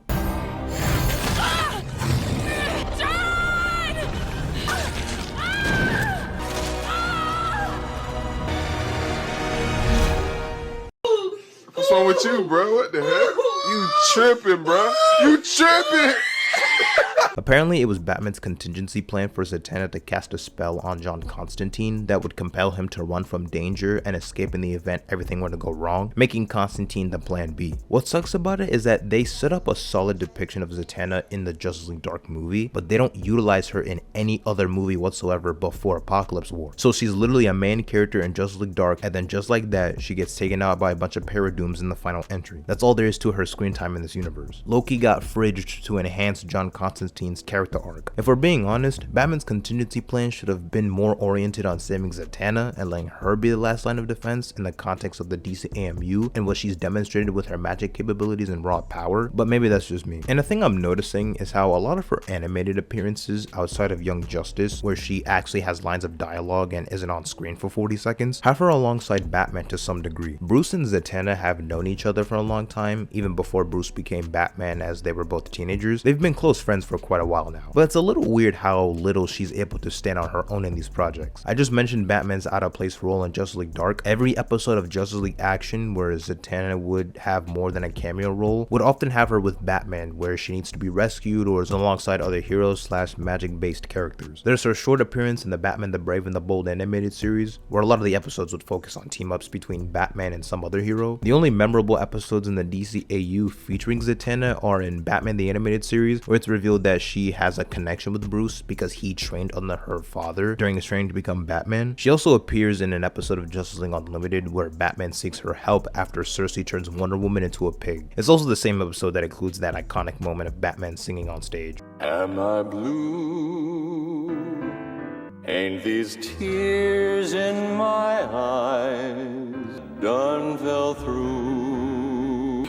There was a time. Beautiful. He can stop now. Not on your life. Young Justice is probably the most popular or recognizable version of the character for a lot of people, especially considering how I've seen a lot of people act surprised whenever you mention that Zatanna is actually around the same age as Batman and the rest of the Justice League, and not around the same age as Dick Grayson. She was a fun addition to the Young Justice cast in season 1, despite not being a huge part of the main focus group. I just wish in season 4 that her supposed arc put more emphasis on the character herself, rather than focusing on introducing so many magical plot elements and side characters, which is an issue Young Justice had across the board during its 3rd and 4th season. Sadly, Zatanna has had no significant live action adaptations, with her small appearances in Smallville being the only time she's been adapted into live action. No solo movie, no TV show, no nothing. Even in animation, she's never had any solo projects. But there were some attempts along the way. Screenwriter Hedley Davis in 2005 had apparently written the script for a movie centered on a teenage Zatanna that was an action comedy, but nothing was heard about the project since and it went nowhere. Okay, it's not completely over yet. Looks like Guillermo del Toro was trying to cook up a Justice League Dark movie featuring the likes of Zatanna, John Constantine, Deadman, Swamp Thing, and a few others. During the writing process, del Toro would always flip-flop back and forth from 2013 to around 2015, saying, yeah, the film could take place in the DCEU, to actually it's completely independent but may or may not be connected to the Constantine show with Matt Ryan. As expected, the project went nowhere, but on the bright side, Bad Robot, a production company co-led by J.J. Abrams, done went ahead and made a deal with Warner Brothers to develop projects surrounding the Justice League Dark roster of characters.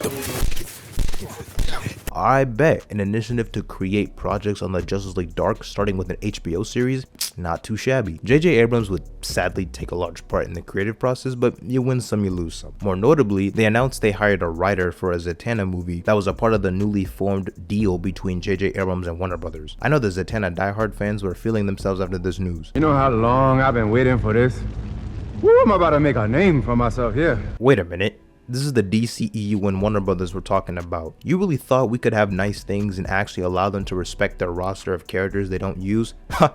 Psych! That movie, along with any Justice League Dark projects in development, got cancelled during James Gunn and Peter Safran's overhaul of DC Studios. I swear, Zatanna and her fans cannot catch a break. Now work like a dog, day and night, living off a coffee from a pot none of you want to touch! So I have this crazy idea, okay? I know it's a little out of left field and a little wild, but just hear me out. What if, now this is just hypothetical, what if the newly formed DC Studios, with the creative side led by James Gunn, actually went out of their way to greenlight and develop a solo Zatanna project? I know, it sounds insane, right? It's definitely possible when taking into account the projects they've announced for characters who aren't even as well known or recognizable, like the Creature Commandos or the Authority. Zatanna is long overdue for a project. I'd be fine with a movie or a TV show, live action or animated, but I think for the sake of making the character a bit more mainstream and having casual audiences actually be aware of the character's existence, a live action project is your safest bet. I think a live action Zatanna series would go insanely hard. Have her tackle mystical threats and demons like Brother Knight or Mammon while she's on tour for her magic act, hone in on her more flamboyant nature, possibly some occasional team-ups with other magic users like John Constantine, take some inspiration from Paul Dini's run on Zatanna. I think we got ourselves a banger.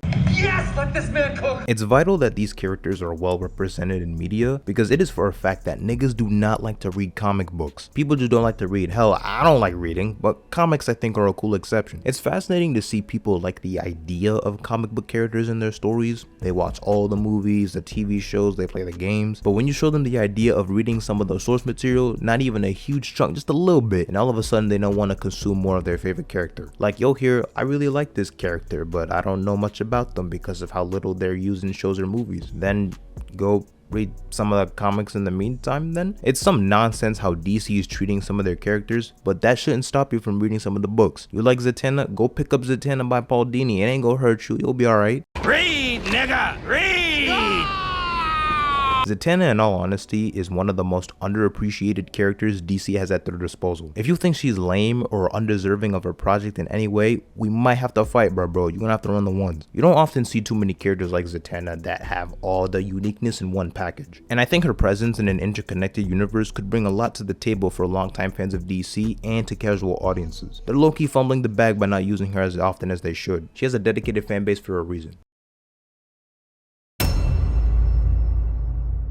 Is it out of pocket to say that Wonder Woman might just be one of, if not the most recognizable yet underrated and underutilized DC character? Yes, she's very iconic and is seen often throughout the DC universe, but not a lot of people seem to understand why the character serves such a vital role, or why she deserves her spot as a member of DC's Trinity. Most people can recognize her based off her character design, but they're going to be dead silent if you ask them to name 5 Wonder Woman villains or name anything substantial about her lore other than her origin. A large part of this stems from DC's sheer neglect of the character and years going by with them not having faith in either a female-led project or just not having enough confidence in Diana herself. Sure, you have the success of the 2017 Wonder Woman movie. It made a lot of money and plenty of people seem to like it. But the movie itself didn't really entice casual audiences to delve deeper into the character's history or demand for more Wonder Woman content in other media. Not to mention the sequel, Wonder Woman 1984, well, to put it kindly, it's It's awful. Max Lord, you're putting yourself and everyone else in grave danger. I need you to give me the stone. What happened to it? I don't want to be like anyone. anymore. I want to be number one, an apex predator. It's especially bizarre how WB didn't take the opportunity to actually bank off the success of the first movie by giving her an animated series. There are only a few Wonder Woman adaptations, all of which are animated, that do the character any sort of justice, but most have very limited screen time. Some of the best depictions of Wonder Woman in general include certain comic runs written by writers like George Perez, who reimagined the character after the Crisis on Infinite Earths reboot. Gail Simone, Phil Jimenez, Greg Rucka are just a few examples of writers who seem to have a fair understanding of how to actually write Wonder Woman. It's an out-of-continuity book that has a different take on the character while still keeping her core personality. But have y'all read the first issue of Absolute Wonder Woman from the Absolute lineup of books DC's been pumping out? Yeah, the book fire, ain't it? I'm about to bust. Go pick up a damn comic book. I'm sick and tired of y'all always raving and talking about comic book movies and other comic book related media, yet won't even bother going to a comic shop. And for any of you that needs a fucking initiative, you get your ass over there and you read this goddamn book. I'm not gonna keep fucking telling you to get to the comic shop and buy these books. If I gotta keep whooping your ass, I will. It's not a game. You get your ass over there and you spend your money. I'm not gonna keep telling your ass again. I'd imagine for a lot of you, your first introduction or primary exposure to Wonder Woman might have been the DCAU with Justice League and Justice League Unlimited, which had Wonder Woman be a full-time founding member of the Justice League. Some of the issues with the lack of Wonder Woman lore being explored kind of start here because despite the amount of screen time given to Diana, barely any of her villains or side characters are present in arcs where she is a center protagonist, which normally wouldn't be too glaring of an issue, but since she never had her own animated series like Batman and Superman, audiences won't really know what to expect with her supporting cast. Some of the only villains that show up are Cersei, which Diana barely interacts with as she gets turned into a pig, and the episode centers on Batman and Zatanna. There was also Ares and some original character they created that wanted to get rid of all men in the world or something. Villains like Giganta and Cheetah show up in a couple episodes here and there, yet oddly enough, I don't think either one of them ever interacted with Wonder Woman. Cheetah actually has more screen time with Batman out of all characters. And now I'm a freak. That's not what I see. Let's just say cats aren't the only ones who are curious. Too much curiosity can be dangerous. Maybe I like danger. Back then, there was this supposed Wonder Woman embargo, as some people like to call it, where there were legal troubles preventing Wonder Woman and her side characters from appearing in a multitude of other projects, whether it be in live action or animation. One of the first stated cases of this was in 2000 when Paul Dini said Big Barda was used as a member of the Justice League instead of Wonder Woman and Batman Beyond due to a licensing issue. If they wanted to do Wonder Woman as a series, they could, but when it comes to her guest starring in something else, that's when problems arise. This is also why Wonder Girl never showed up in the Teen Titans cartoon from the early 2000s. I couldn't find any actual concrete confirmations as to why this was a thing. Many speculated it was a legal restriction placed by the Marston family since William Moulton Marston was the creator of Wonder Woman. Whatever the legal troubles were that prevented Wonder Woman from showing up in more animated projects, that issue seemed to have been resolved around the early 2010s since Cassie Sandsmark Wonder Girl made her debut in animation in Young Justice Season 2, as well as Donna Troy appearing in those DC Superhero Girls animated shorts on Cartoon Network. I think a potential reason for this is similar to the infamous Bat embargo, which prohibited Batman from appearing in certain DC shows if they ever planned to use the character in a theatrical film like in the Dark Knight trilogy. They probably had a similar mindset for Wonder Woman whenever a theatrical movie or another project was in the works. Joss Whedon actually wrote the script for a Wonder Woman movie back in 2006. He was set to also direct the movie, but the project never progressed to the casting phase. The writing in question is actually terrible, some doo-doo butt writing for Wonder Woman if I've ever seen it. Some of the dialogue and scenery just reads off as a guy who was glad he got to write Wonder Woman and proceeded to write the story with one hand. The draft in its entirety is pretty easy to find online. Take a look at some of this nonsense. The notable Steve Trevor says, "I don't like confusing. I hate the fact that I'm so attracted to you. Just touching you is overwhelming and I keep hoping you'll turn around so I can see more of you naked." What in the actual fuck? She moves her leg back and turns fluidly, a curve rippling up her body as she folds into a dance that is sensual, ethereal, and wicked sexy. Nigga, what? This is not a warrior march, though it remains idiosyncratic. It is neither out of place nor unnoticed on the crowded floor. Griffin and Ben watch enraptured. Are you watching this? Griffin, big-eyed, it's like Christmas. Diana lies face down on the bed, naked, arm draped over the edge, a sheet loosely over her lower parts as Steve gently sponges off her wounds. Yeah, that brother's starving. The movie basically centers more on Steve Trevor more so than Wonder Woman herself, so yeah, thank God it never came into fruition. Joss Whedon saw the opportunity to write a script for Wonder Woman and said, I've been coming. I'm going to continue to come. Skip's been coming. He's going to continue to come. And people just need to get over that. With all of this talk about her never getting her own animated series, there have at least been attempts in the past to get Wonder Woman projects up and running. In the 90s, Mattel wanted to release a series of toys called Wonder Woman and the Star Riders that would be released alongside a comic series and an animated show. The show never released, but one of the people who worked on the early stages of the show, Boyd Kirkland, tried to pitch to Fox Kids a Wonder Woman show multiple times but was rejected each time. He had some early artwork and character designs for the show. The creator of Lois and Clark, The New Adventures of Superman, Deborah Joy Levine, was tasked to write a pilot for a Wonder Woman show in the 90s and wanted to come up with a new take on Wonder Woman, going as far as not reading the comics so that she wouldn't be influenced. It would have featured Diana as a young Greek history professor struggling to balance her personal life with her work. For whatever reason, the project fell apart and never continued development. Y'all remember the solo Wonder Woman animated movie that came out in 2009, one of only 2 Wonder Woman animated movies thus far? Bruce Timm revealed there was a planned sequel for the movie, but the DVD sales had a slow start, so the executives decided not to focus on female superhero flicks for a while, since it wasn't able to sell quickly right away. Despite it having slow sales initially, the movie ended up being one of the highest selling DC animated movies to date, ranking as the 4th best-selling DC animated movie. There was also an attempt to develop another live-action Wonder Woman show, which was set to air in 2011 on NBC, featuring Diana as a vigilante in Los Angeles, but also as a corporate executive, running as CEO of Themyscira Industries. The pilot was actually filmed with Wonder Woman getting a whole costume and everything. The criticism of the unreleased pilot was abysmal because it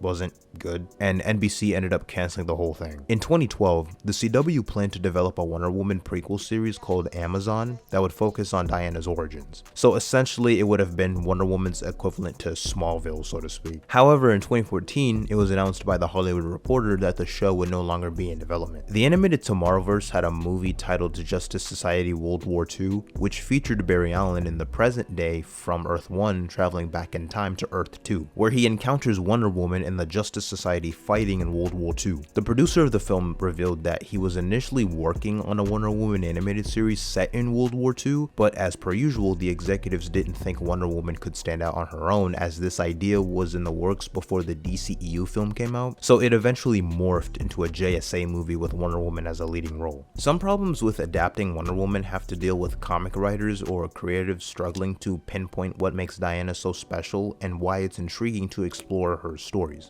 What should you do to make Wonder Woman a good character for everyone to see? God if I know. It's tough because I'm going to repeat myself. I've said this 4 or 5 times tonight already, but she's a paradox of amongst comic book characters. She's the most famous female superhero.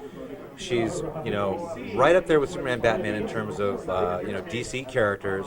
But as to what makes her tick, it's different. When you look at Superman and Batman, you can say, oh yeah, Frank Miller's Batman, that's Batman. Or, Christopher Reeve's Superman, that's Superman.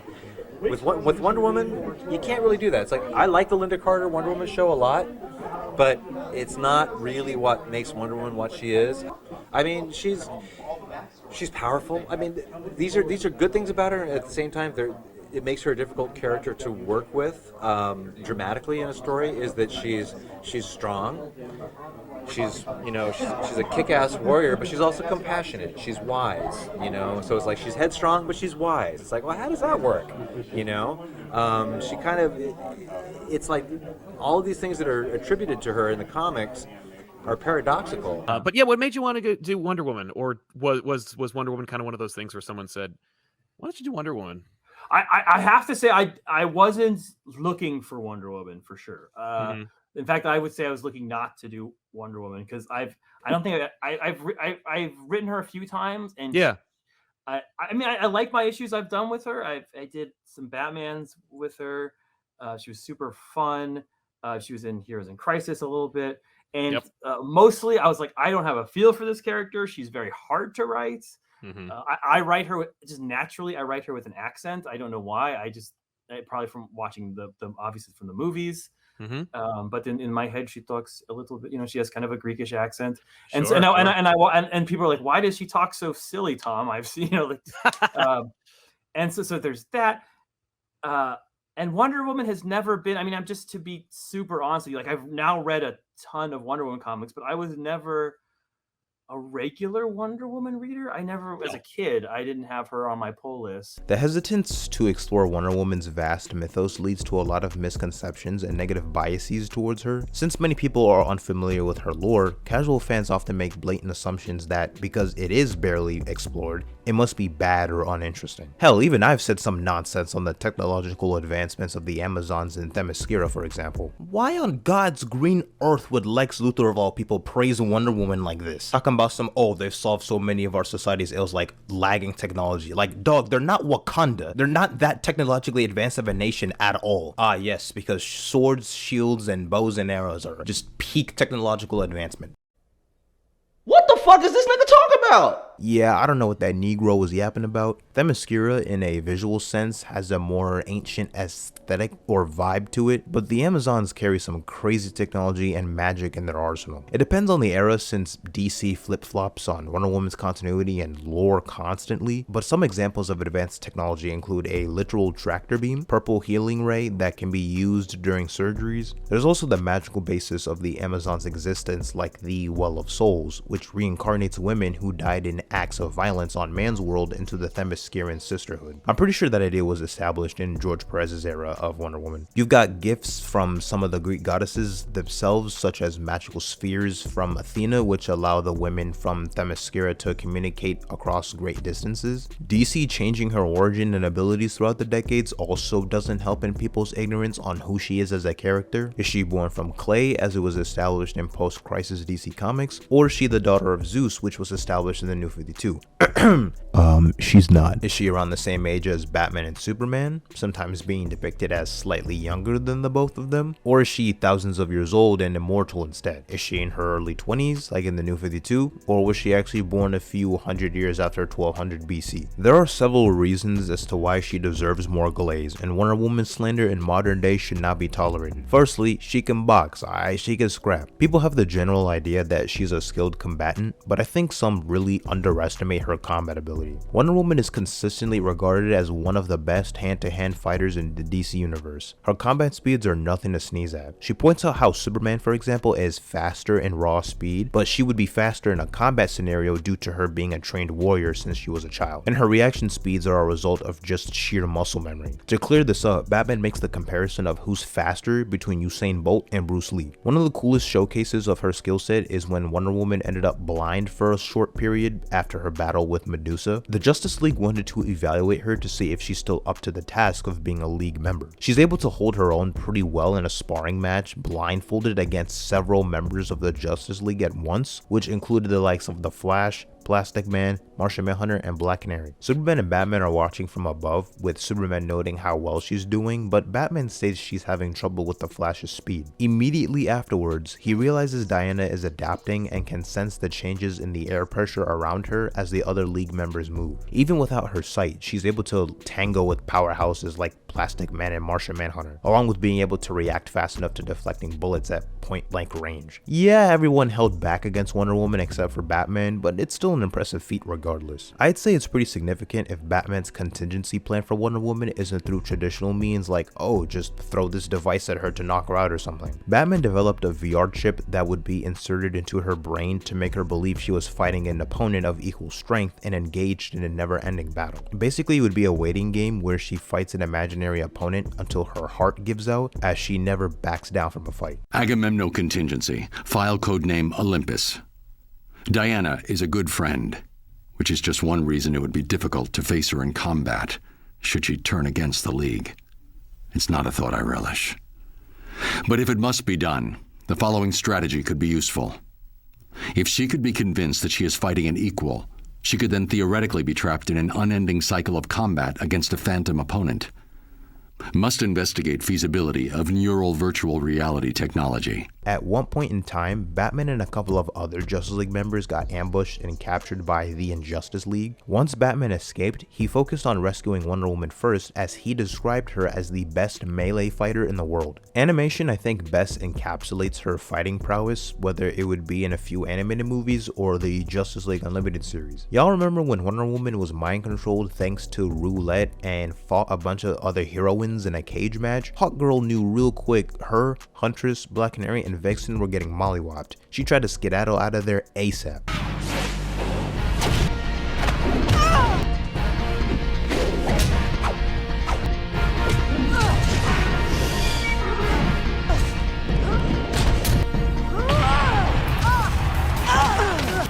We're getting creamed here. A couple of my favorite fight scenes come from Justice League Crisis on Two Earths, where she fought Superwoman, and in Superman Batman Apocalypse, where her and Big Barda fought Granny Goodness's female Furies on Apocalypse.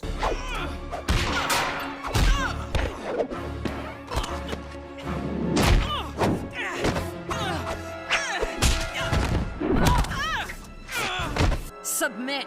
Man, could you imagine seeing some of those moves in live action? Especially if there are any plans for a Wonder Woman solo movie in the first chapter of James Gunn's DCU. I really hope they hone in on her combat skills. Boy, I would act up for real. Oh, Lord, don't get me salivating and fantasizing about things. Oh my God. Don't let all that sauce and her combat ability fool you. A core of Diana's personality is her sense of truth and compassion. She has a very maternal and caring nature, encompassing some of the best qualities a person could have. I mean, when the Greek gods helped Hippolyta in gifting her a daughter when she molded Diana from clay, they blessed her with the wisdom of Athena, grace of Aphrodite, and the swiftness of Hermes. On numerous occasions, she served as a UN ambassador for Themyscira, and she advocates for equality and peaceful coexistence between sexes and cultures around the world. For instance, she can speak 9 different languages, with Cantonese and Mandarin being a couple she's fluent in. Funny enough, one of her abilities most people don't know about is that she can communicate with animals. The gift is usually seen given to Diana by one of the Greek goddesses and has been depicted as both verbal and telepathic communication. Her willingness and wanting to help others is evident in her contributions to numerous humanitarian efforts. At one point, Diana established the Wonder Woman Foundation to aid her mission in sharing the values, beliefs, and teachings of the Amazons and the gods. Some of the Foundation's acts included teaching farmers Amazon methods of soil preservation in ecologically damaged areas and building schools in poor rural areas. Combining a strong sense of honor with a commitment to standing up for those in need, she is ready to face anyone who poses a potential danger to her and others. Her profound empathy and compassion, even for her enemies like Cersei and especially Cheetah, make her a really good role model for the DC universe. You've always been an inspiration to me.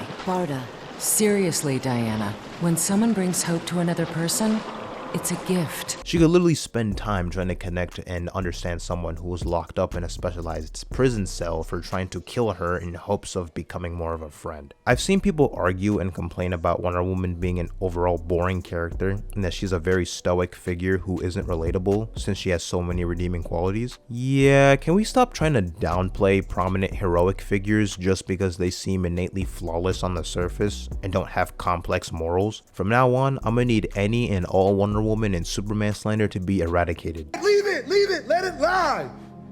I'm talking about that shit no more. I don't know why people have this mentality that a fictional character is boring or not as compelling if they're not relatable to the average person. It's nice to see when a superhero is relatable, but that's not the crux of what can make them interesting. A lot of superheroes serve as role models and what people aspire to be like. Take Batman for instance. Ironically, Superman is more relatable than Batman when you think about it, taking into account his life as Clark Kent and his relationships with his friends and family. Personally, I don't relate much to a white boy born into one of, if not the wealthiest family in Gotham, whose parents died at just 8 years old and has carried that trauma all the way into adulthood to fight crime. But guess what though? He's still the coolest superhero. That's my GOAT. He's still the GOAT. Oh my God, bro. Is dick riding all you do?